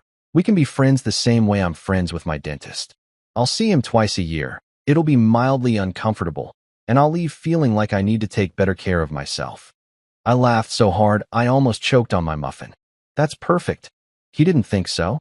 But then again, he also thought leaving me for his CrossFit instructor was a journey of self-discovery. So his judgment was questionable. We sat there for a while, eating muffins and trading stories about terrible exes and bad decisions and the weird freedom that comes from starting over. The teenage girl eventually packed up her highlighters and left. The laptop guy ordered another coffee and settled in for what looked like a long night. "You seem different than when you first came in here," June said eventually. "Lighter, maybe?" "I feel lighter," I admitted. "Like I've been carrying a backpack full of rocks and finally figured out I could just put it down." "Good," she said. "You deserve to travel light." I finished my muffin, drained my coffee, and stood to leave. "Thanks for the accident muffins." "Anytime," she said. "Same time tomorrow?" "I'm thinking banana nut." "What a coincidence." "That's my favorite." "Fate," she said, smiling. "Must be. Small wins." 6 months later, my 35th birthday rolled around, and I woke up to the smell of something actually baking. June had borrowed my apartment key. We'd been dating for 3 months, taking it slow, and made me a real cake. No plastic wrap, no frozen crust. Just honest-to-God vanilla cake with chocolate frosting. My coworkers at the tutoring center sang off-key during lunch break, and Maya gave me a coffee mug that said, "World's okayest teacher." Perfect. That evening, a small package arrived with no return address. Inside, a framed photo of Tara and me from happier days, back when we still smiled like we meant it. The note said, "I didn't know what you were carrying. I do now. I'm sorry." I didn't reply, didn't throw it away either. Just set it in that drawer with her letter, artifacts from a life I'd outgrown. Later, June and I sat on my couch eating leftover cake, and I raised my glass. "Happy birthday, Miles. You finally celebrated you." Somewhere between laughter and buttercream frosting, I realized I wasn't the husband who got frozen pizza anymore. I was the man who learned to leave the oven on for himself. I woke up that morning to sunlight spilling through the curtains, the kind of soft glow that makes you feel like the day might actually be good. It was my birthday, another trip around the sun, another year of grinding through life. I stretched in bed, expecting the usual quiet routine. Coffee, Maybe a mumbled happy birthday from Brielle if she remembered. But then I heard her voice, bright and loud, drifting in from the kitchen. "Good morning, birthday boy," she called, and I sat up, blinking, caught off guard. Brielle was standing there with a grin, her dark hair tied back, wearing that red blouse I always liked. Beside her was Cameron, her sister, smirking like she knew something I didn't. "Get up, lazy," Cameron said, tossing a dish towel onto the counter. "We've got plans." Plans? That word hit me like a jolt. For years, my birthday had been a non-event. No cards, no cake, just me pretending it didn't sting when Brielle forgot and Cameron didn't care. So this cheerfulness, this energy, was new. I rubbed my eyes and swung my legs out of bed, feeling a flicker of something I hadn't in a long time. Hope. "What's going on?" I asked, my voice still rough from sleep. Brielle walked over, her smile widening, and pressed a quick kiss to my cheek. "It's a surprise," she said. "A birthday trip. We're taking you somewhere special." My chest warmed at that. A trip? For me? I couldn't remember the last time we'd gone anywhere together, let alone for my sake. Cameron nodded, leaning against the counter. "Yeah, so hurry up. Bags are packed, car's ready." I stumbled to my feet, a grin tugging at my lips. "You're serious?" I said, looking between them. Brielle laughed, a sound I used to chase after, and Cameron rolled her eyes, but it felt playful, not mean. "Dead serious," Brielle replied. "Go get dressed. We're leaving soon."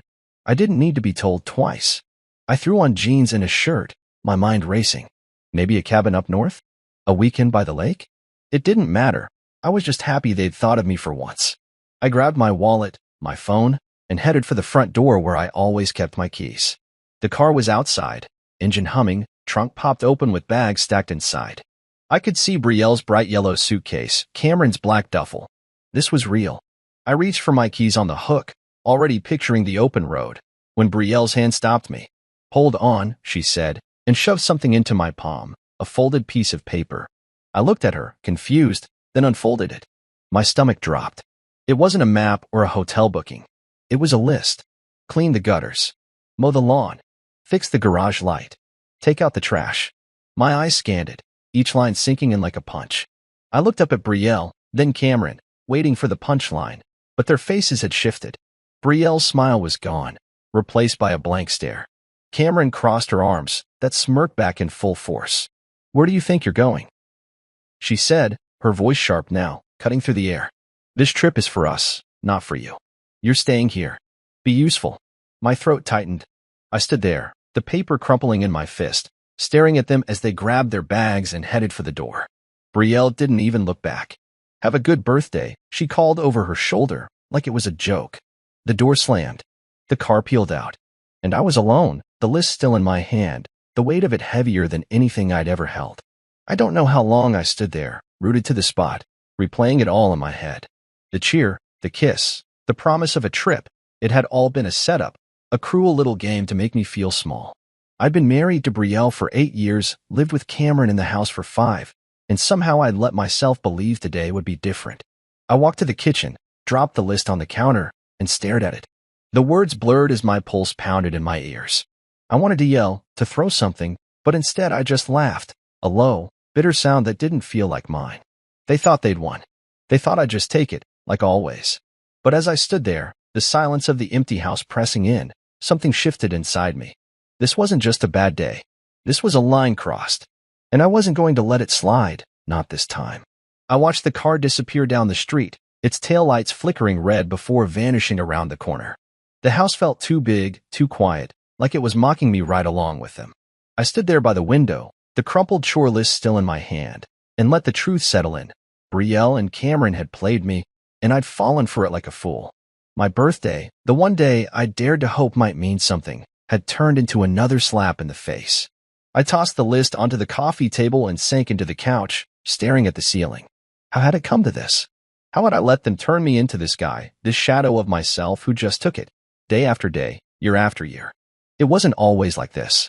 When I met Brielle, she was different, or at least, I thought she was.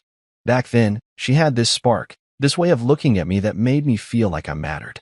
We'd laugh over dumb stuff, like spilling coffee on a first date or getting lost on a road trip with no GPS. I'd fix her car when it broke down, and she'd call me her hero, half joking but half serious. We got married fast, too fast, maybe, but I loved her, and I thought she loved me back. Then her parents died in that car accident 6 years ago, and everything changed. Cameron moved in a few months later, saying she needed family, needed support. I didn't argue. I figured it was temporary. But temporary turned into permanent, and the two of them became this unbreakable team, a team I wasn't on. At first, it was little things. Brielle started asking me to handle the bills, the yard, the leaky sink, stuff I didn't mind doing because I wanted to help. But then Cameron got in on it, tossing out orders like I worked for her. Fix the Wi-Fi, she'd say, not even looking up from her phone. The porch lights out again, Brielle would add, like I hadn't just spent all day at my own job. I'd nod, grab my tools, and get it done, thinking it was just easier to keep the peace. But the more I did, the less they saw me as a husband, a person. I became the guy who fixed things, the guy who stayed quiet, the guy who didn't matter. They'd sit there at the kitchen table, planning their weekends, their shopping trips, their lives, while I scrubbed dishes or mowed the lawn. If I ever pushed back, asked for a night out, a say in anything, they'd team up, rolling their eyes, calling me dramatic. Don't be so sensitive, Cameron would say. You're lucky we put up with you. Brielle would chime in, laughing like it was a joke. Except it wasn't. I'd let it build up, all those years of biting my tongue. I told myself it was fine, that I could handle it, that marriage was about compromise. But compromise isn't one-sided. It isn't being left with a chore list while they drive off laughing, treating my birthday like a punchline. I leaned forward on the couch, resting my elbows on my knees, and ran my hands through my hair. The memory of Cameron's smirk, sharp, smug, like she enjoyed watching me squirm, burned in my mind. And Brielle, my wife, the woman I'd promised my life to, hadn't even flinched as she handed me that list. She'd planned it with her, probably laughed about it the night before while I slept, oblivious. The betrayal wasn't just in the act, it was in how easy it came to them, how natural it felt for them to grind me down. I stood up, pacing the living room, my socks scuffing against the hardwood. The walls were covered with photos. Us at our wedding, a trip to the coast, holidays with her family. None of them felt real anymore.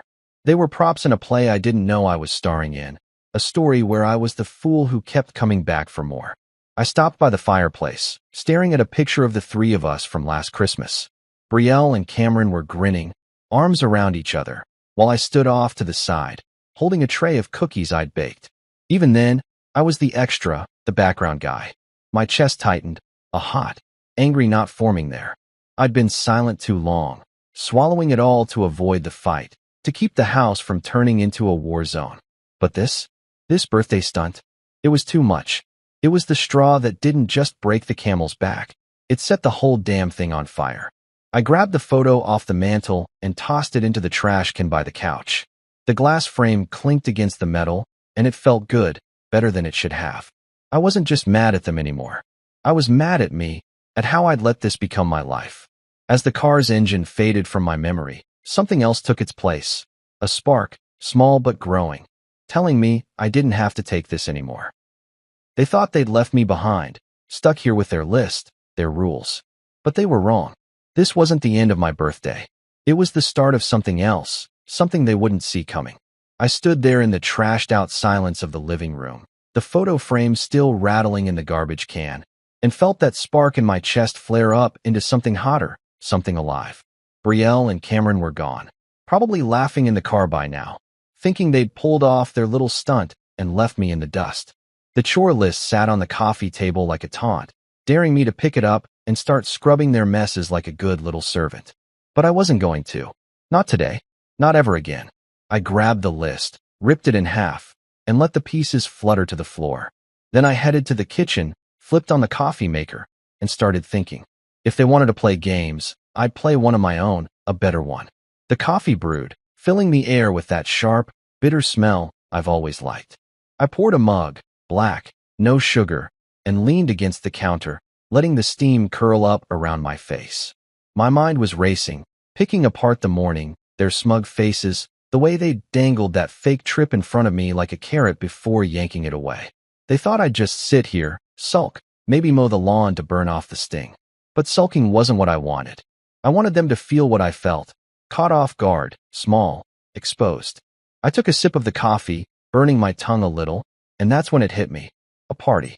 My birthday party. Not some quiet night alone, but a real one, loud and full, with people who'd see them for what they were.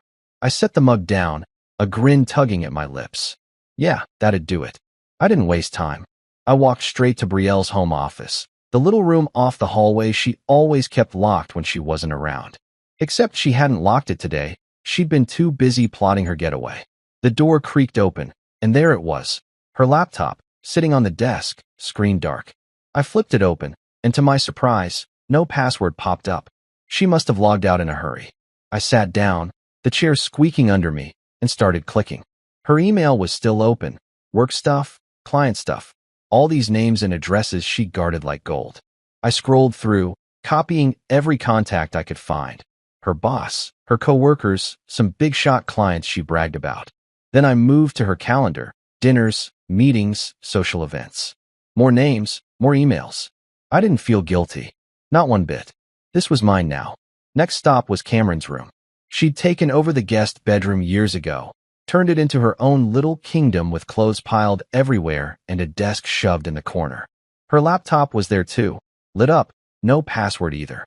Sloppy, both of them.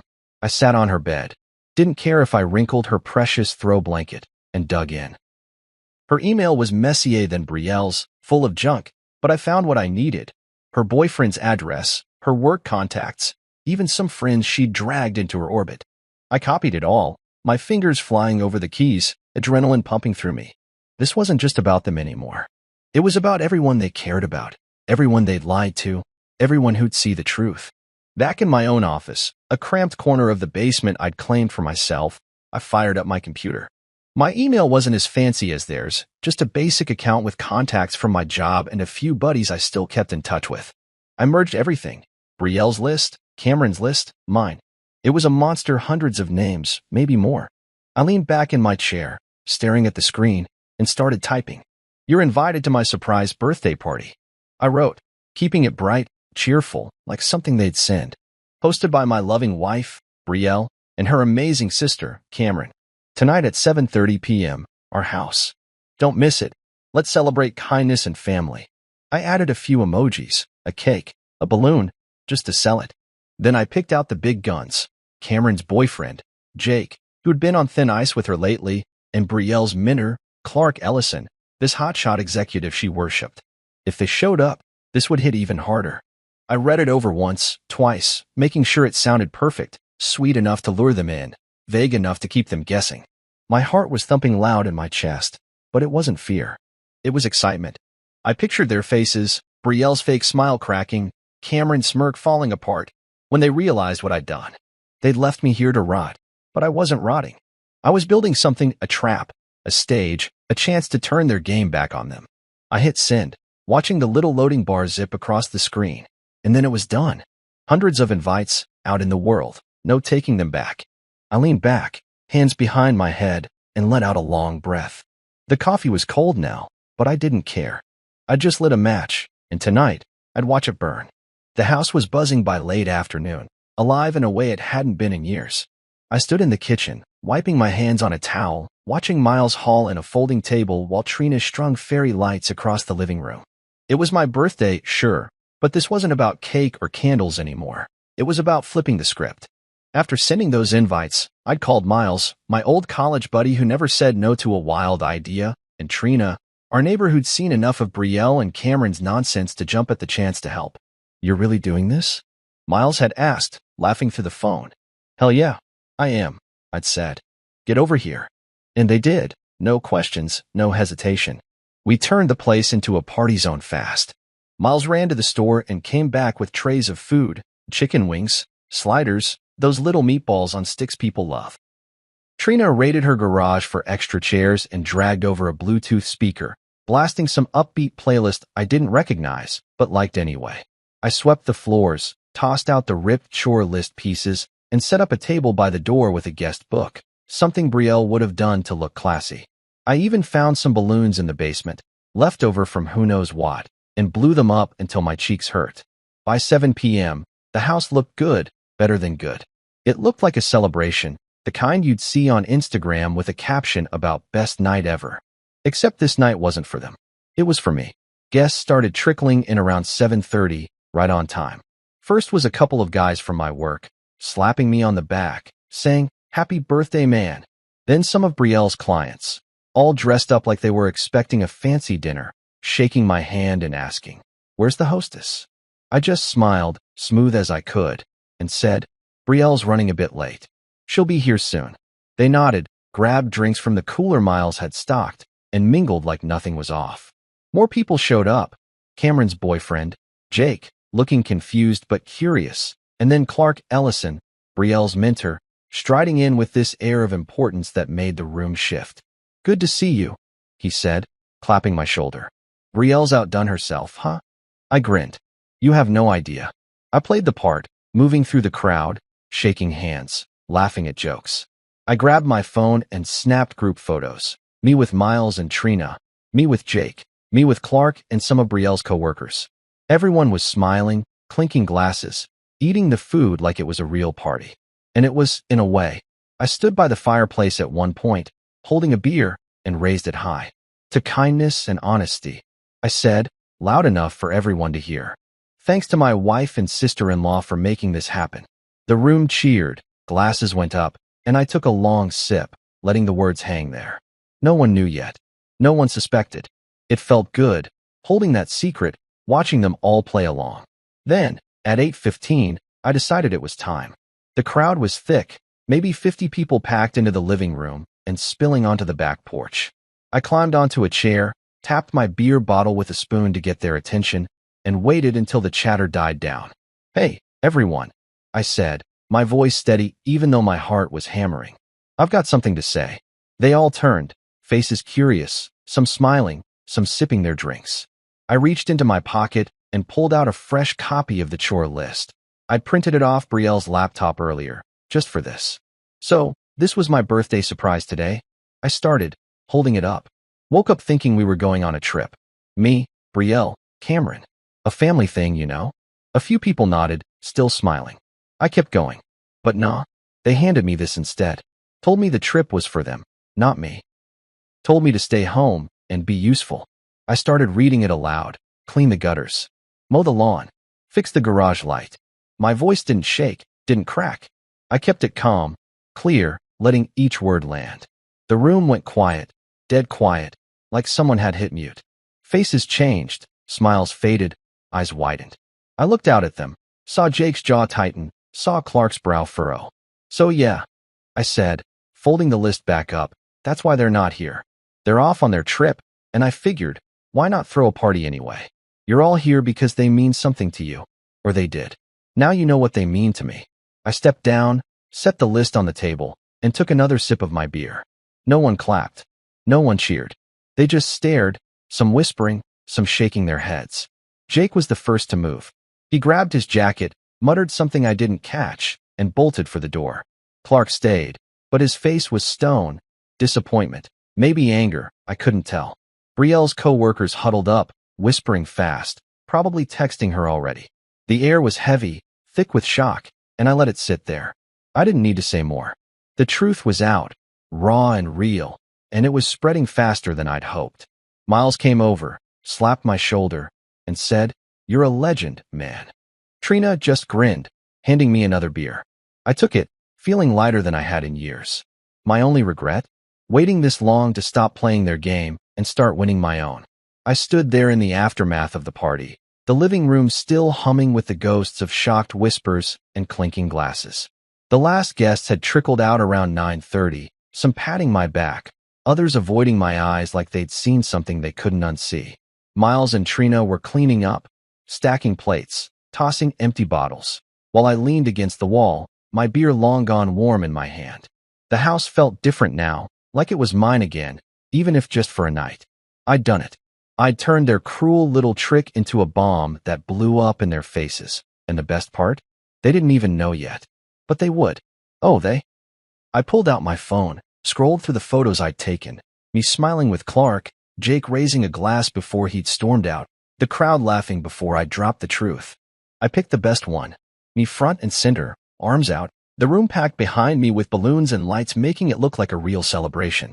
I opened a text to Brielle and Cameron, attached the picture, and started typing. "Thanks for the party idea," I wrote, keeping it short, sharp. "You're going to love the guest list." I hit send before I could second guess it, then turned the phone face down on the table. I didn't need to wait for their reply. I could already imagine their faces, Brielle's eyes narrowing, Cameron's mouth dropping open when they saw it. They'd think it was a joke at first. Then they'd panic. And I'd be here, miles away from their mess, letting it sink in. Miles walked over, wiping his hands on his jeans. "You good, man?" he asked, his grin half-cocked like he already knew the answer. "Better than good," I said, and I meant it. "Need a place to crash?" he added, nodding toward the door. I glanced around, the empty cups, the deflated balloons, and nodded back. "Yeah, let's get out of here." I didn't want to be in this house when they came back, whenever that was.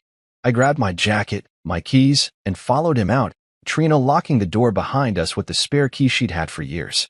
The night air was cool, crisp, hitting my face like a wake-up call as we piled into Miles' truck and headed to his place a few streets over. My phone started buzzing before we even hit the first stoplight. Text at first, Brielle's name flashing, then Cameron's. I didn't look. Then the calls started, one after another, the screen lighting up on the seat beside me. Miles glanced over, chuckling. "They're freaking out already, huh?" he said. "Let him," I replied, and turned the phone off completely. Silence. Beautiful, perfect silence. We got to his place, a small apartment with a couch that'd be my bed for the night, and I crashed hard, the adrenaline finally fading into a deep, dreamless sleep. I didn't need to hear their voices, their excuses. Not yet. They could stew in it, wonder who'd been there, what I'd said, how bad it was. I'd deal with them later. I woke up to sunlight streaming through Miles' blinds, the smell of coffee pulling me upright. My phone was still off, but I didn't turn it on right away. I sat there on the couch, sipping the mug Miles handed me, letting the quiet stretch out. "You're famous, you know," he said, tossing his phone onto the cushion beside me. I frowned, picked it up, and saw it, a post on X from one of the guests, some guy I barely knew from Brielle's office. The photo was the same one I'd sent, me in front of the crowd, but the caption hit like a freight train. "This man just pulled the most savage birthday revenge ever." I scrolled down. Hundreds of likes, dozens of comments, legend. They deserved it. Who does that to their husband? My jaw tightened, not from anger, but from something else, pride, maybe, or just relief. It was out there now, spreading like wildfire, and I hadn't even planned that part. I turned my phone back on, bracing myself. The notifications flooded in, missed calls, voicemails, text piling up like a storm. "Brielle, what the hell did you do?" "Cameron, you're a jerk, you know that?" Then more from Brielle, "Call me back." Now. I didn't. I scrolled past them, found a few from people I actually cared about. Trina saying, "You nailed it," and a guy from work, "Heard what happened." Respect. But the real kicker was the X post blowing up. By noon, it had thousands of likes, retweets, people I didn't know chiming in with their own stories, calling me some kind of hero. I wasn't trying to be. I just wanted them to feel what I'd felt, to lose that perfect little image they clung to. And now they were. Miles cooked us eggs, and we sat there eating, him scrolling through the comments, laughing at the wilder ones. "They're gonna lose it when they see this," he said, and I nodded, chewing slow. I didn't need to see their faces to know it was bad. Jake dumping Cameron, Clark probably icing Brielle out. Those were just the start. Their world was cracking, and I'd barely lifted a finger after that first move. I finished my coffee, set the mug down, and leaned back. For the first time in years, I didn't feel like the guy who got left behind. I felt like the guy who'd won. And I wasn't done yet. I was still at Miles' place, sprawled on his couch with a second cup of coffee, when I heard the tires screech outside. It was just past 10 a.m., the sun climbing higher, and I'd been half lost in the quiet, scrolling through more X comments about the party. The post had hit some crazy number, tens of thousands of likes now, and I was still wrapping my head around it when that sound cut through the morning. I sat up, peering through the blinds, and there it was, Brielle's car, the same one they'd driven off in yesterday, pulling up fast in front of my house down the street. The doors flew open, and out they came, Brielle first, her face tight with fury, then Cameron, stumbling behind her, eyes red like she'd been crying. I set the mug down slow, my pulse kicking up. They were back, and they were pissed. Miles joined me at the window, letting out a low whistle. "Here comes the storm," he said, smirking, but I didn't laugh. I grabbed my jacket, my keys, and nodded at him. Let's go see what they want. We walked the short distance back to my place, the air cool against my skin, my steps steady even though my gut was twisting. I wasn't scared, not exactly, just ready. They'd seen the photo, the post, the fallout. They knew what I'd done, and now it was time to face it.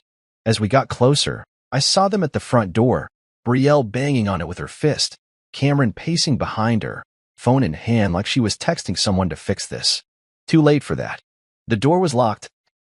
Trina had made sure of it last night, and I stopped a few feet away, crossing my arms. Looking for something? I called out, loud enough to make them spin around.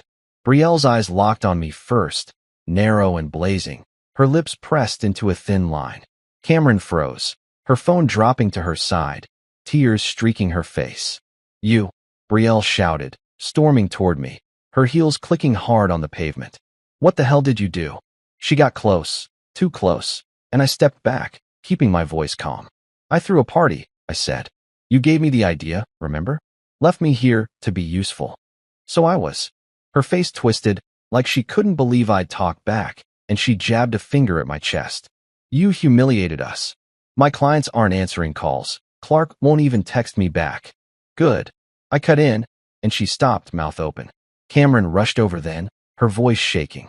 Jake broke up with me because of you. He saw that stupid list, and now he's gone, and my job's a mess. She was sobbing, loud and messy, but I didn't flinch. You humiliated yourselves, I said, looking between them. You handed me that list. You laughed about it. I just let everyone else see what you really are. Brielle's hand shot up like she might slap me, but Miles stepped in, towering over her, and she dropped it fast. You're a bastard, she hissed. You ruined everything. I shook my head. You made your own bed. Enjoy lying in it. They didn't leave. Not right away. Brielle started yelling again. About her reputation, her business, how I'd destroyed her life, while Cameron sank onto the porch steps, crying into her hands.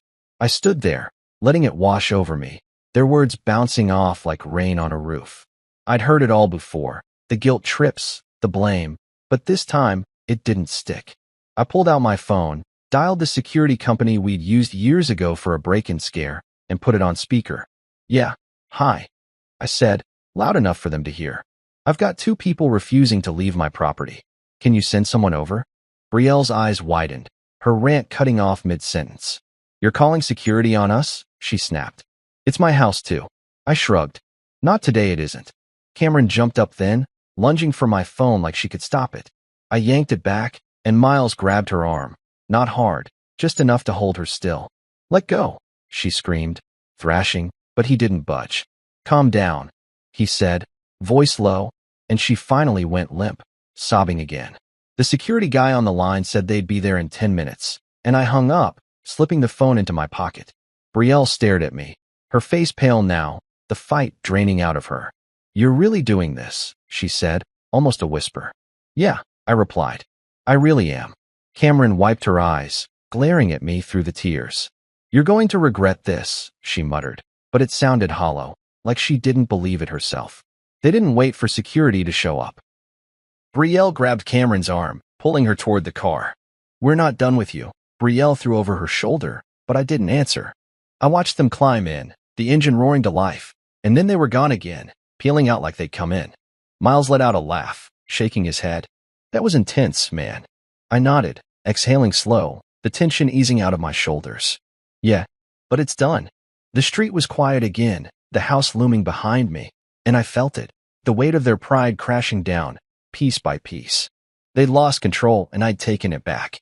For good. I stood on the porch after Brielle and Cameron sped off, the echo of their tires fading into the morning.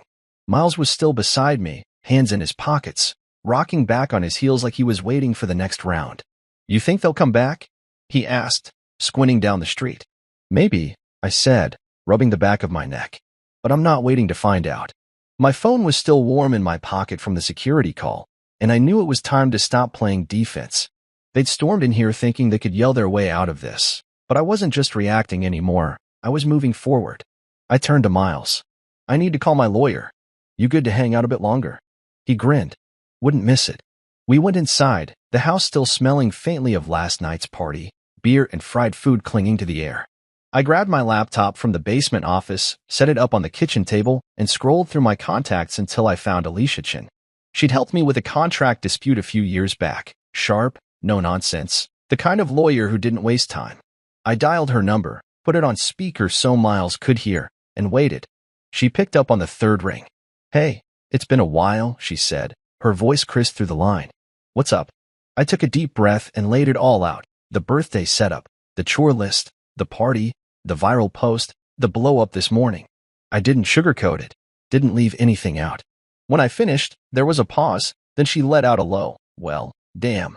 Miles smirked across the table, but I stayed focused. "I want a legal separation," I said. "Maybe more. I just need out." Alicia didn't hesitate. "Good call," she said. "And we're not just going to separate. We're going to protect everything you've built. You own this house jointly."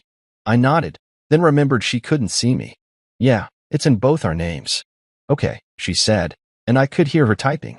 "First thing, we secure your financials, bank accounts, credit cards, anything joint. Then we change the locks. I'll draft a cease and desist for Cameron too. She's got no legal right to be here. And if she's trying to access your stuff, that's a problem." I leaned back, feeling a weight lift. "You can do all that?" "Oh, I can do more than that," she said, and I believed her. By noon, Alicia had emailed me a plan. She'd already contacted my bank. Some legal magic I didn't fully understand, and frozen the joint accounts so Brielle couldn't touch them. I called a locksmith from down the street, a guy named Tony I'd met at a barbecue once, and he showed up an hour later with his tools. "Heard you're having a rough one," he said, nodding at the house as he worked the front door. "Something like that," I replied, watching him swap out the old lock for a shiny new one. He did the back door too, handed me the keys, and said, "Good luck, man." I slipped him an extra 20, grateful for the speed. The house was mine now, at least until the lawyers sorted it out, and that felt like a win. Alicia wasn't done, though. She called me back that afternoon, her voice all business. "Cameron tried logging into your email," she said. "I got a ping from your account security. You didn't give her access, right?" I frowned, my stomach twisting. "No way." "Thought so," she said. "I've sent her a cease and desist, certified mail and email. If she keeps it up, we've got grounds for harassment." Brielle's been quiet so far, but I'm betting she's just regrouping. I thanked her, hung up, and changed every password I had, email, bank, even the streaming apps. It was tedious, but it felt good, like I was building a wall they couldn't climb. Then Brielle tried her move. I was making a sandwich when I saw her post on X, a long thread about misunderstandings and exaggerations, painting herself as the victim. "I've always supported him," she wrote. "This is just a rough patch." I snorted, scrolling through it, but the replies weren't buying it. Someone had posted the chore list, must have snapped a pic at the party, and another link to the viral photo. "Rough patch?" One comment read. "You left him with chores on his birthday, lady." I didn't need to chime in.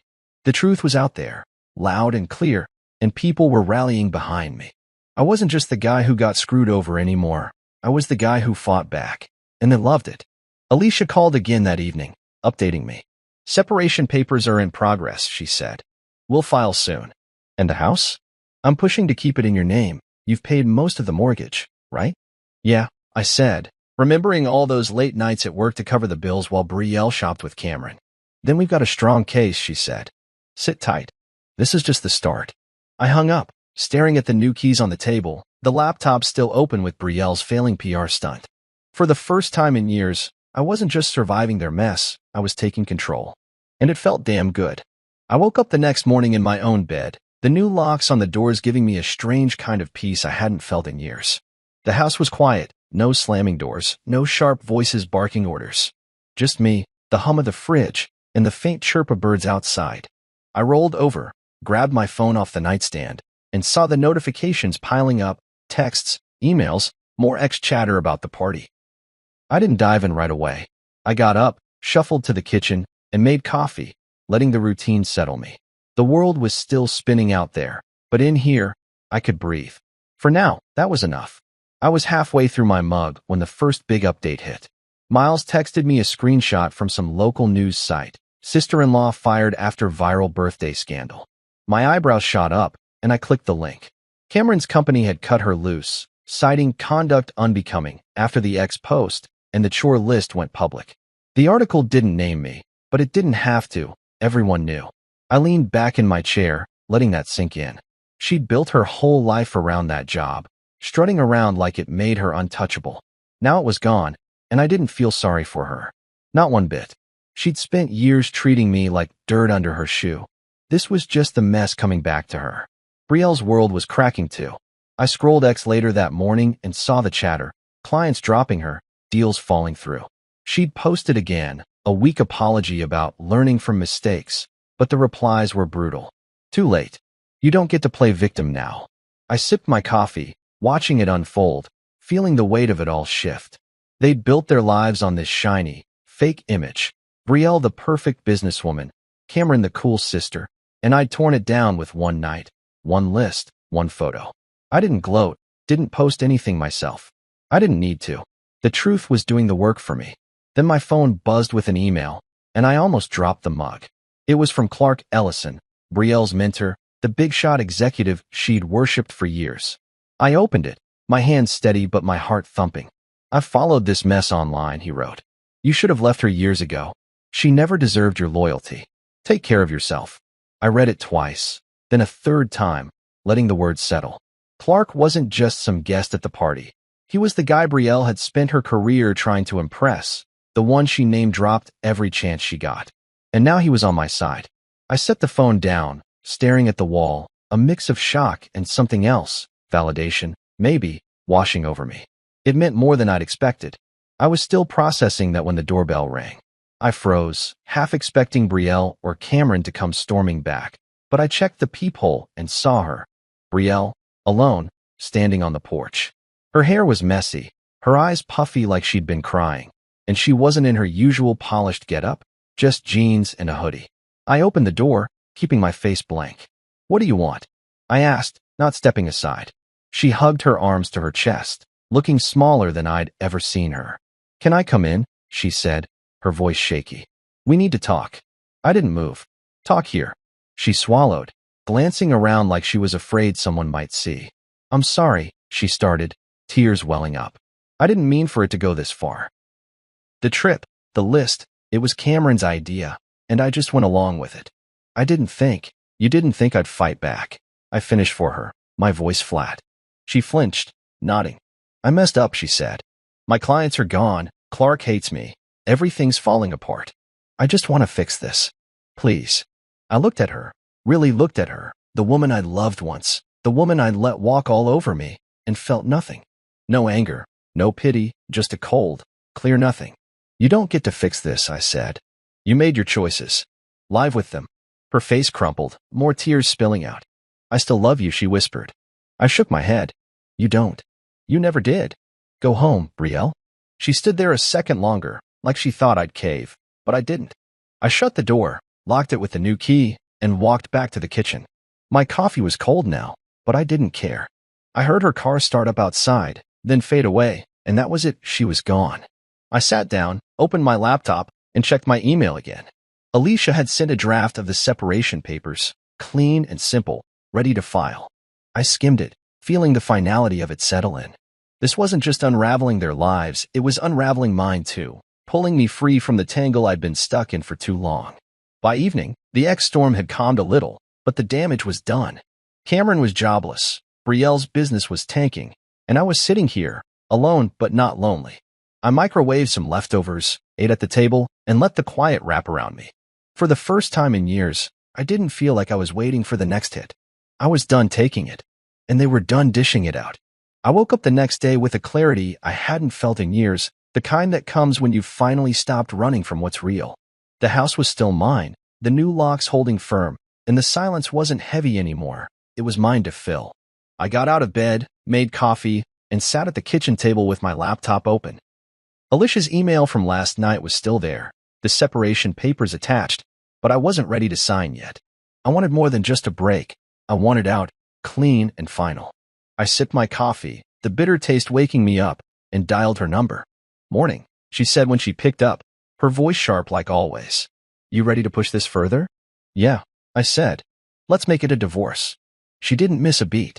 "Smart move," she said, and I could hear her shuffling papers. "I'll rework the papers today." You sure about alimony? You could ask for something. She's got income, even if it's tanking. I shook my head, even though she couldn't see. No, I don't want her money. I just want her gone. Alicia paused, then said, fair enough. What about the house? I looked around, the kitchen I'd painted, the floors I'd scrubbed, the walls I'd hung pictures on. I want to keep it, I said. I've paid most of it anyway. Good, she replied. We've got the records to prove it. I'll have the papers ready by noon, courier them over. Yeah, I said. Thanks, Alicia. She hung up, and I set the phone down, feeling the decision lock into place. This was it, the last cut. The courier showed up right on time, a kid in a blue uniform handing me a thick envelope. I signed for it, shut the door, and tore it open at the table. The divorce papers stared back at me, pages of legal words, dates, my name next to Brielle's, all leading to one thing, freedom. I read through it slow, making sure it was right. No alimony, the house in my name, a clean split. It was. I grabbed a pen, signed where Alicia had marked, and slid it back into the envelope. My hands didn't shake. My chest didn't tighten. It felt like checking off a box on a list I'd been carrying too long. I called the courier back, watched him drive off with it, and that was that. Brielle would get her copy soon, and then it'd be real.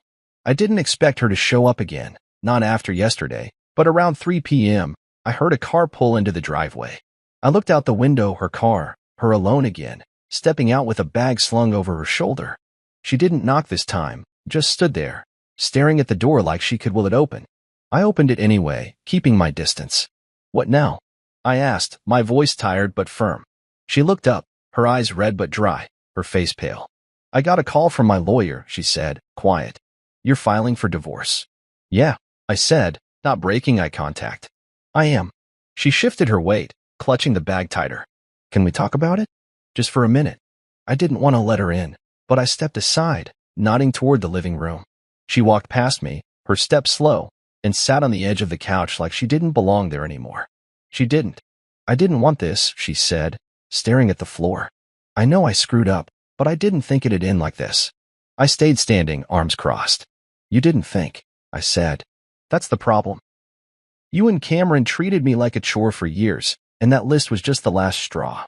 I'm done, Brielle. She looked up, her lip trembling. I can change, she said. I'll do better. We can fix it. I shook my head. You don't get it. I don't want to fix it. I want to be free of it. She sat there, silent for a long stretch, then nodded, like she'd finally heard me. Okay, she whispered, standing up. I'll go. She moved toward the door, but I stopped her with one last thing. I pulled out my phone, opened the text I'd sent her after the party, and added to it. You treated me like a chore, I typed, reading it aloud as I went. Now I've checked you off my list. I hit send, watched her phone buzz in her bag, and saw her flinch when she glanced at it. Goodbye, Brielle, I said. She didn't say anything back, just walked out, got in her car, and drove away. I locked the door behind her, the new key clicking into place, and felt the air shift. It was over. I spent the rest of the day alone, not in a bad way, just taking it in. I cooked dinner, steak, nothing fancy, and ate at the table, the divorce papers envelope still sitting there like a trophy. My phone buzzed with a text from Miles, you good? And I replied, yeah, it's done. He sent back a thumbs up, and that was enough. I didn't need a crowd, didn't need noise. I just needed this, the quiet, the space, the knowing that I'd made my final move. They couldn't touch me anymore. And I was ready for whatever came next. I woke up a few weeks later to a morning that felt different, not because it was my birthday again, but because it was mine in a way it hadn't been before. The divorce papers were filed, the house was officially in my name, and Brielle and Cameron were out of my life for good. I decided to celebrate early, not with some big, forced thing, but with something real. I got out of bed, the floor cool under my feet, and headed to the kitchen. Coffee first, always coffee, and then I started planning. No chore lists, no fake trips, just me and the people who actually gave a damn. I texted Miles and Trina, backyard barbecue tonight. You in? And they both shot back a quick, hell yeah. That was all I needed. The day moved slow, easy, like I had all the time in the world. I ran to the store, grabbed burgers, hot dogs, some buns, and a case of beer, nothing fancy, just good stuff. Back home, I dragged the old grill out of the garage, scrubbed it down, and set it up in the backyard. The grass was a little overgrown. I hadn't mowed since the whole mess started, but it didn't bother me. I liked it wild, free, like it didn't have to answer to anyone. I pulled out a few folding chairs, set up a table with a cheap plastic cloth, and strung some old Christmas lights across the fence. It wasn't perfect, but it was mine, and that made it better than anything Brielle ever planned. Miles showed up first, hauling a cooler of ice and a bag of chips. "Happy early birthday, man," he said, slapping my shoulder as he dropped the stuff by the grill. Trina rolled in next, carrying a tray of brownies she'd baked, her grin wide. "Couldn't let you have a party without dessert," she said, setting them down. We fired up the grill, the smell of charcoal and meat filling the air, and soon the backyard was alive, laughter, the crack of beer cans opening, music playing low from Miles' phone. A few other folks trickled in, guys from work, a neighbor who'd heard about the party mess and wanted to shake my hand. It wasn't a big crowd, maybe 10 people, but it felt full, real, like the kind of night I'd forgotten I could have. We ate, talked, laughed, nothing heavy, just easy stuff. Miles told a story about some dumb stunt we'd pulled in college, and Trina roasted me for burning a burger, but I didn't care. I flipped another one, watched the flames lick up, and felt light, lighter than I had in years. My phone buzzed in my pocket, and I pulled it out, expecting another X notification. It wasn't. It was a text from some random number. "Saw your story online. You inspired me to leave my toxic ex. Thanks." I stared at it, then scrolled up, more like it, dozens over the past few days, people I didn't know saying I'd given them a push to walk away from their own messes. I didn't reply, just read them, letting it sink in. I wasn't a hero, wasn't trying to be, but it hit me anyway. Something I'd done for me had rippled out, touched lives I'd never see. The sun dipped low, painting the sky orange and pink, and Miles cranked the music up a notch. We sat around the table, picking at the brownies, the air cooling off as night crept in. "You ever think about what's next?" Trina asked, leaning back in her chair, her beer half gone. I shrugged, taking a sip of mine. "Not really. Just taking it as it comes." She nodded, like that made sense, and Miles chimed in, "Long as it's not more chore lists, you're golden." We laughed, the sound carrying over the fence, and I felt it.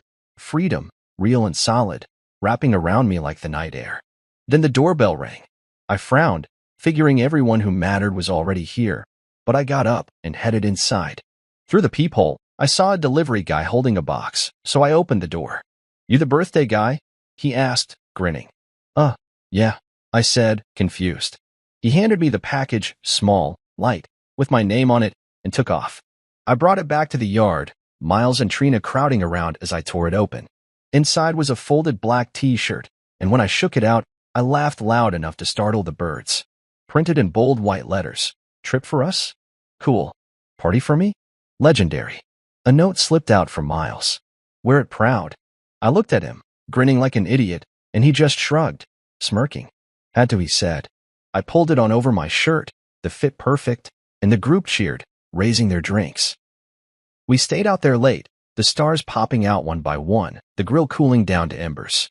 No fireworks in the sky, but it felt like they were inside me, bright, loud, alive. I didn't need a trip or a big show.